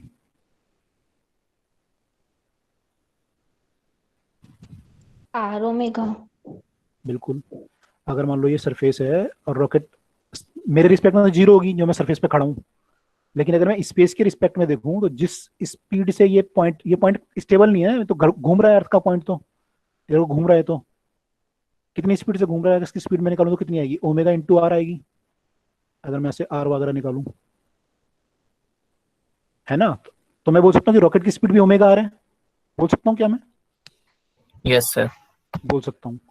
अब मान लो मैंने उसका फ्यूल थ्रस्ट दिया पीछे से, वो करके उसका जो फ्यूल होता है हाइड्रोजन वगैरह जला के, और उसको थ्रस्ट एनर्जी दी, और तो उसमें या तो अब आप मान लो इसकी स्पीड इधर को रखते हो, रॉकेट की थ्रस्ट की भी स्पीड इधर को होती है, तो जो अर्थ की उसमें स्पीड थी ऑलरेडी, जो पहले से उसमें स्पीड थी, वो क्या होगी, ऐड हो जाएगी। भाई मान लो जैसे बस में हो, आप बस से कूदे, अगर आप बस की डायरेक्शन में कूदोगे तो स्पीड ऐड होगी या माइनस होगी बस की आपके साथ? सर ऐड होगी। ऐड हो गया। सर ऐड हो गई उल्टा कूद गए आप बस से, फिर सर सब्सट्रैक्ट होगी। रॉकेट के केस में भी तो वही होगा, रॉकेट मान लो आपने सेम डायरेक्शन में प्रोजेक्ट किया, तो जो उसकी ऑलरेडी स्पीड थी जो उसमें यहाँ पे रखा हुआ था, वो उसमें ऐड हो जाएगी रॉकेट की स्पीड में, ये स्पीड भी ऐड हो जाएगी जिससे अर्थ घूम रहा था। और आपने अगर उल्टा कर दिया उसे, ये वाला केस कर दिया, तो फिर वो उल्टा वाला केस हो जाएगा बस वाला, कि वो तो पहले इधर को घूम रहा था, आपने इधर को घुमा दिया उसे, तो यहाँ माइनस हो जाएगा। Yes sir. Clear? Yes sir. Okay, कोई और डाउट किसी बच्चे का? चलो ठीक है, फिर कल इसका जो है, ओके गुड, तो कल इसके जो क्वेश्चन हम लोग देखते हैं एक बार, जो क्वेश्चन अभी रह गए इसके, वैल्यू ऑफ द जी कैसे वेरी करती है, और 3-4 क्वेश्चन ग्रेविटेशन के भी देख लेंगे, और फिर हम आगे मूव करेंगे। ठीक है? Yes sir. Okay, I hope कल भी क्लास होगी, तो कल मिलते हैं हम लोग। ठीक है? Good evening sir. Okay, good evening all, good evening.